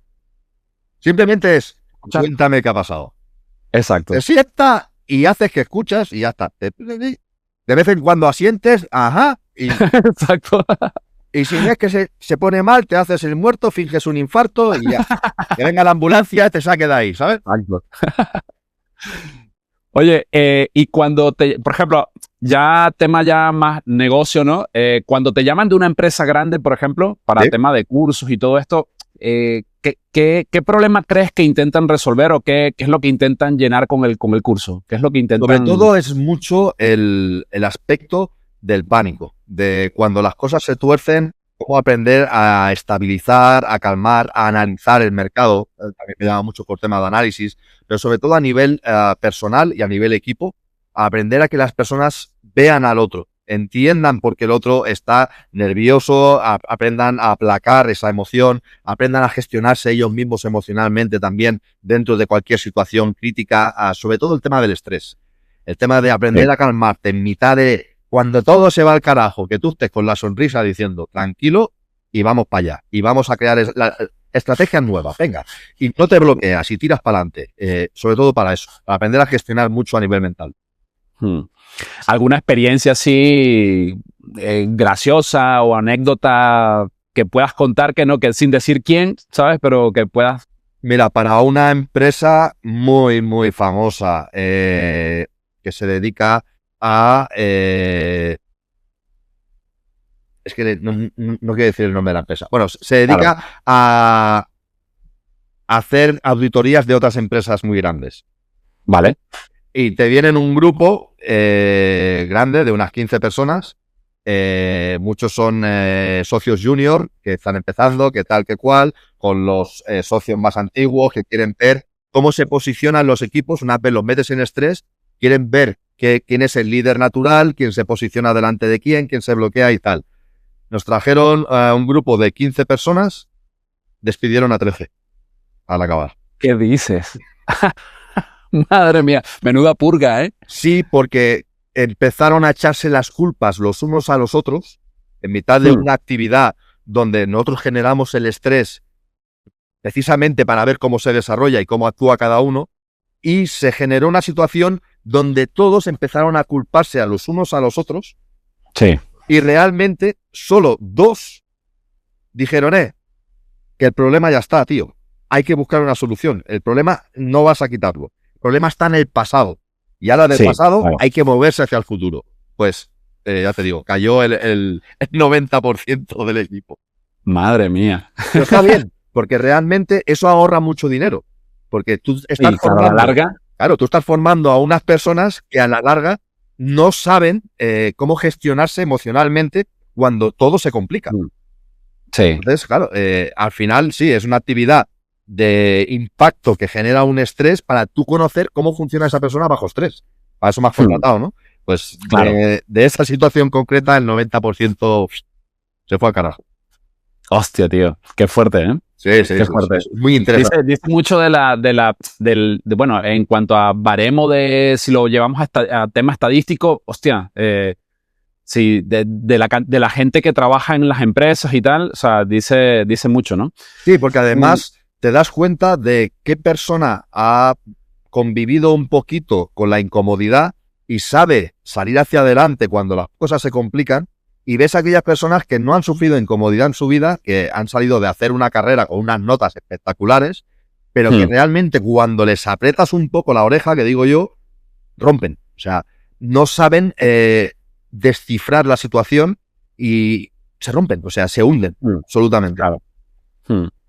¿Y alguna persona que hayas visto así, algún ejemplo de alguna persona que hayas visto más bien que sale reforzado, ¿no? Que lo vieras quizás... Mira, una de las cosas que yo me dedico es a llevar chicos que tienen problemas con el tema de drogas, etcétera, chavales de 18, 20, 22, o incluso empresarios que se les ha ido demasiado bien y se han perdido un poco en el ego, y me vienen sus mujeres o sus padres y me dicen, llévatelo, ¿vale? Entonces, la persona primero tiene que aceptar la ayuda, es decir, tiene que darse cuenta de que no le está yendo bien y quiere un cambio. Entonces a esa persona me la llevo, por ejemplo, a cruzar el desierto del Chevi conmigo durante 4 días. Le pone una mesa llena de objetos, solamente puede elegir 4, sin agua y sin comida, 4 días cruzando el desierto conmigo, a pelo.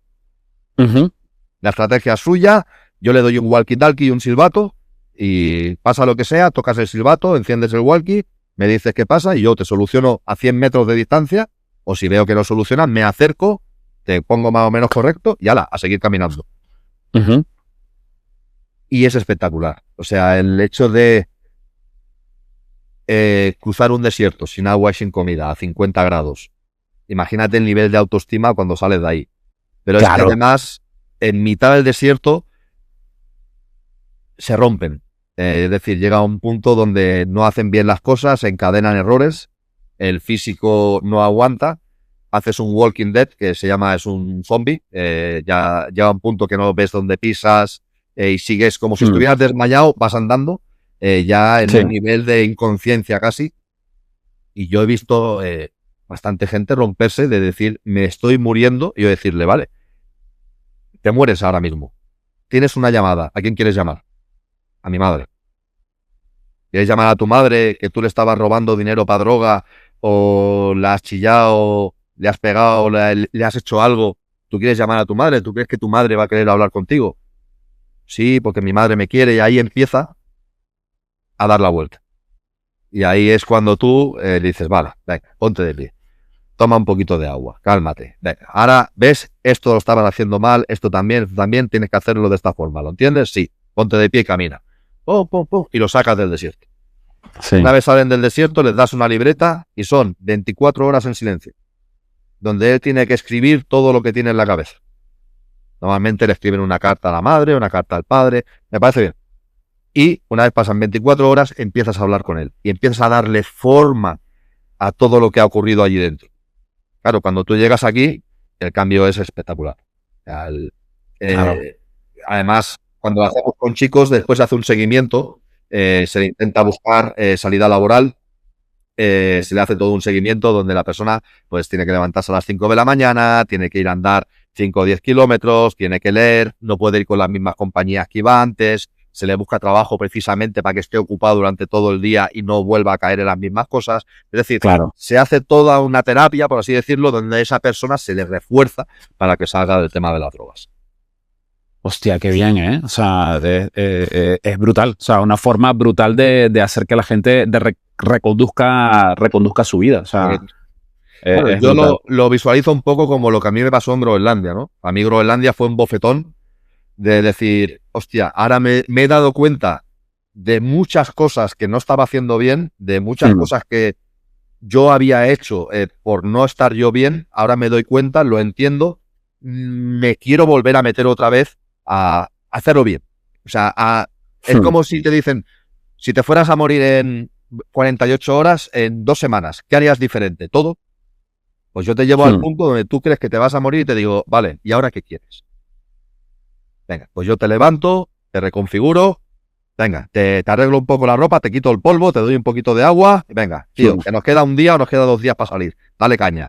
Y cuando sales todo se abre, todo es diferente. Brutal, brutal.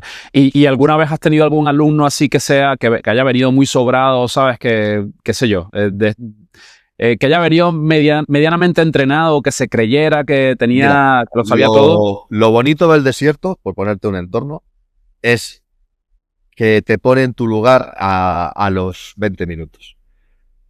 Cuanto más fuerte te crees que eres, cuanto más sobrado te crees que vas, más daño te va a hacer. Es implacable. Piensa que al final es la gente, yo voy en línea recta y sube de una, baja de una, sube de una, baja de una. Bajar es muy divertido, subir no tanto. Claro. Pues si te fijas, la vida es lo mismo. La gente dice, yo voy para allá y para arriba, para abajo. Y es no, tienes que mirar y es por las crestas, tienes que serpentear. Y a veces, y harás 100 metros más, sí, pero me canso 100 veces menos. Y muchas veces no es cuestión de llegar más rápido, sino de entender lo que estás haciendo y de entender el aprendizaje que lleva ese camino, ¿no? Y pues te digo, la gente que viene muy dura, que viene a golpear, yo voy a pasar el desierto.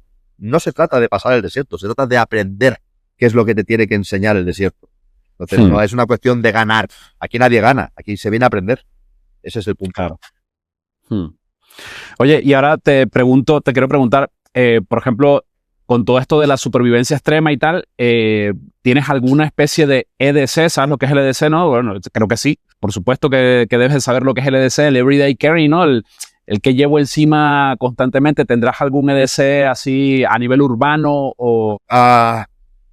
Estoy empezando a meterme en el mundo del EDC, ¿vale? Yo siempre llevo una pequeña navaja, una payaresa, que llamamos nosotros, que es una navaja la más simple del mundo, y es con lo que siempre me he movido desde que soy un crío.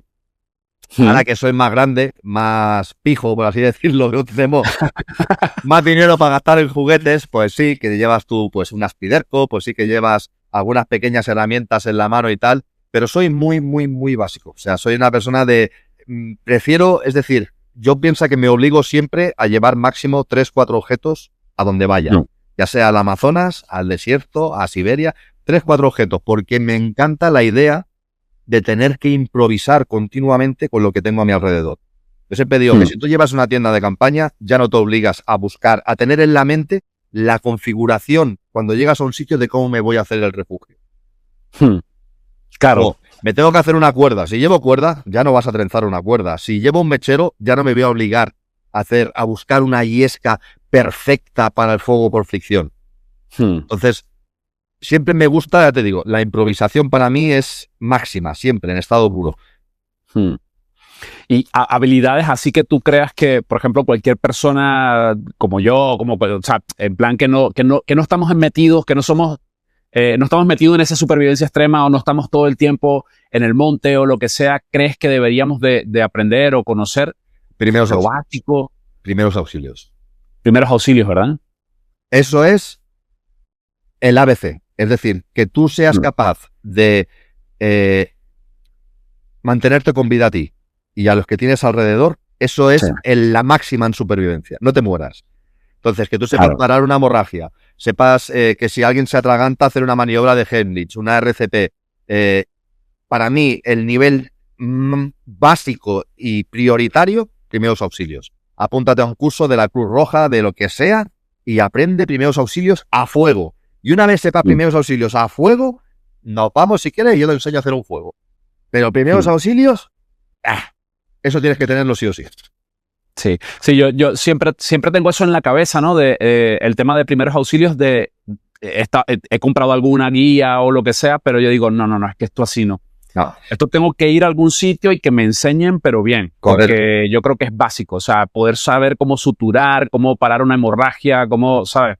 Ya no el típico de tengo gripe, bueno, tómate esto. No es eso, sino ya algo más complicado. Un accidente de tráfico, que estés cenando en tu casa y tu hija se atragante.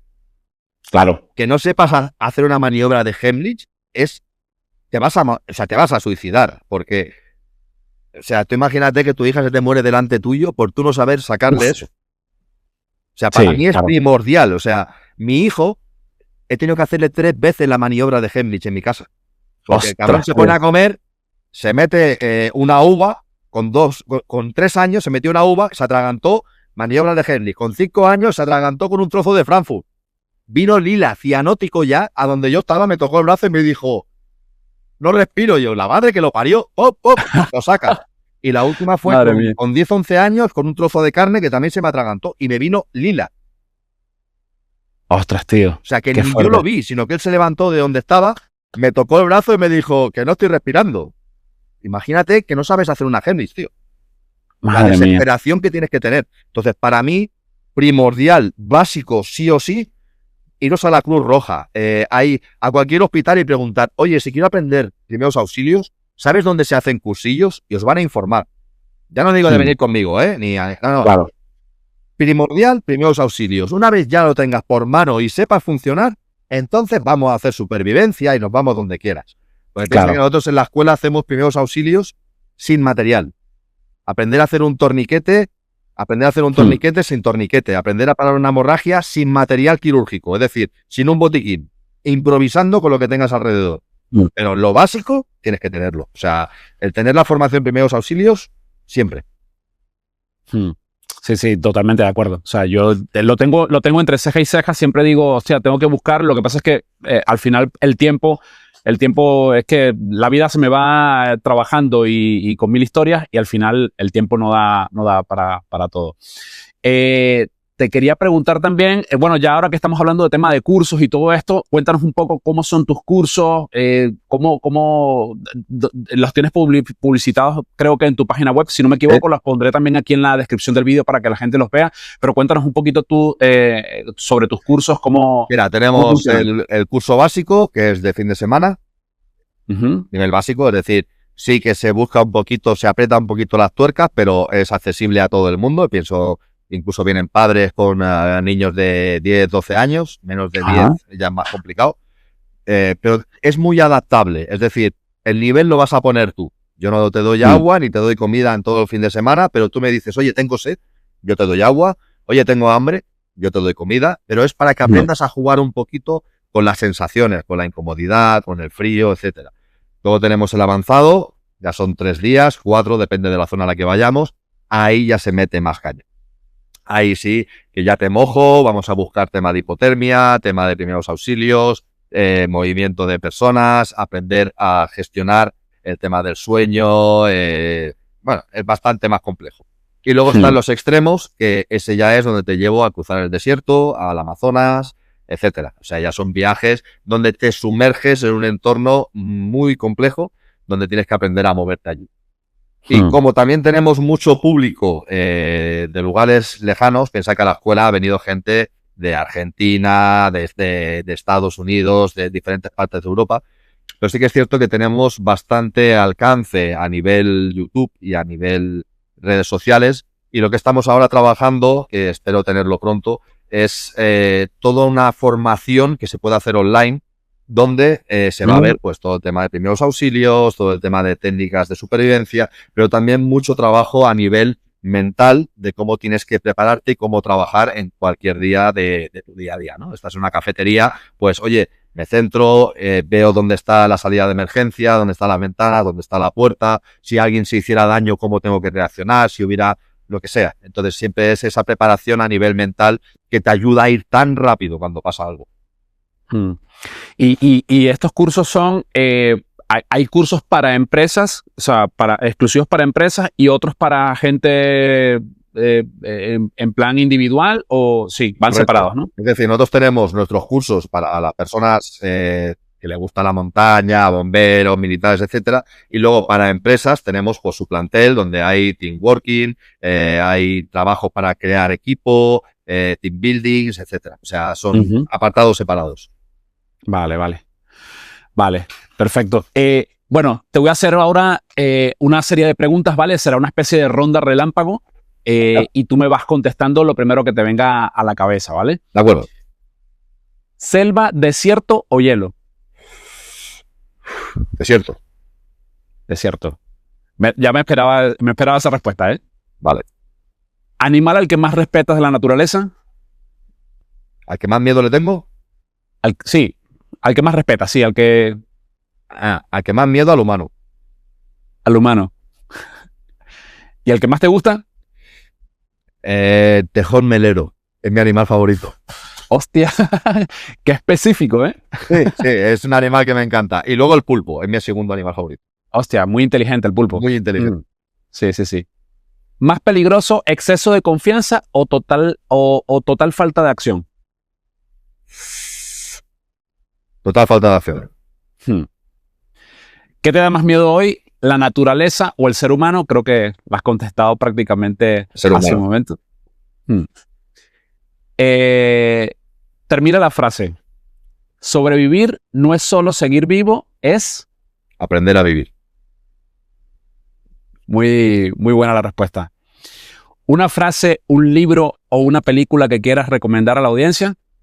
Frase: la calma me da precisión, la precisión velocidad. Libro: El hombre en busca del sentido, de Viktor Frankl. Película: Camino a la libertad. Camino a la libertad. Justo que hablábamos de ella, ¿no? Correcto. Bueno, hemos llegado al final, Carlos. La verdad es que muchísimas gracias por estar aquí con nosotros y contarnos toda tu experiencia con todo el tema de la supervivencia extrema. La verdad es que me has dejado bastante en shock con el tema de Groenlandia. Esto ya lo usaré yo también para aprendizaje propio, aprendizaje personal. Y ha sido genial tenerte aquí, tío. Espero que se repita, por supuesto. Y si quieres dejarle algún mensaje a la audiencia o alguna recomendación o algún mensaje final, tú mismo. Voy a parecer un poco... lo suelto. Piensa que al final es el sentido de la vida, ¿no? Yo invierto tiempo y energía en recoger unos aprendizajes que después pongo a mano de los demás, ¿no? Y considero que eso es parte de todos. Es decir, todos sumamos, todos aprendemos, todos tenemos cosas que enseñar, ¿no? Y me gustaría que la gente lo entendiera, ¿no? Porque muchas veces trabajo con muchas personas que tienen problemas con el tema del suicidio, depresiones muy graves, etcétera. Me gustaría que la gente entendiera eso. Primera, no estás solo. Segunda, aunque tú creas que estás solo, muchas veces es más tu percepción que la realidad. Y tercera, cuando creas que estás solo, simplemente busca a alguien con quien hablar. Porque el hecho de conversar, de compartir información, lo que tú has pasado le puede servir a otro, lo que otro ha pasado te puede servir a ti. veces animo mucho a la gente a hablar, que estamos siempre detrás de la pantalla, pero el hecho de quedar y hablar en persona y el contacto no debería perderse nunca. Estupendo mensaje. Pues nada, Carlos, muchísimas gracias y ya nos veremos en un próximo episodio. Muchas gracias. Venga, hasta luego.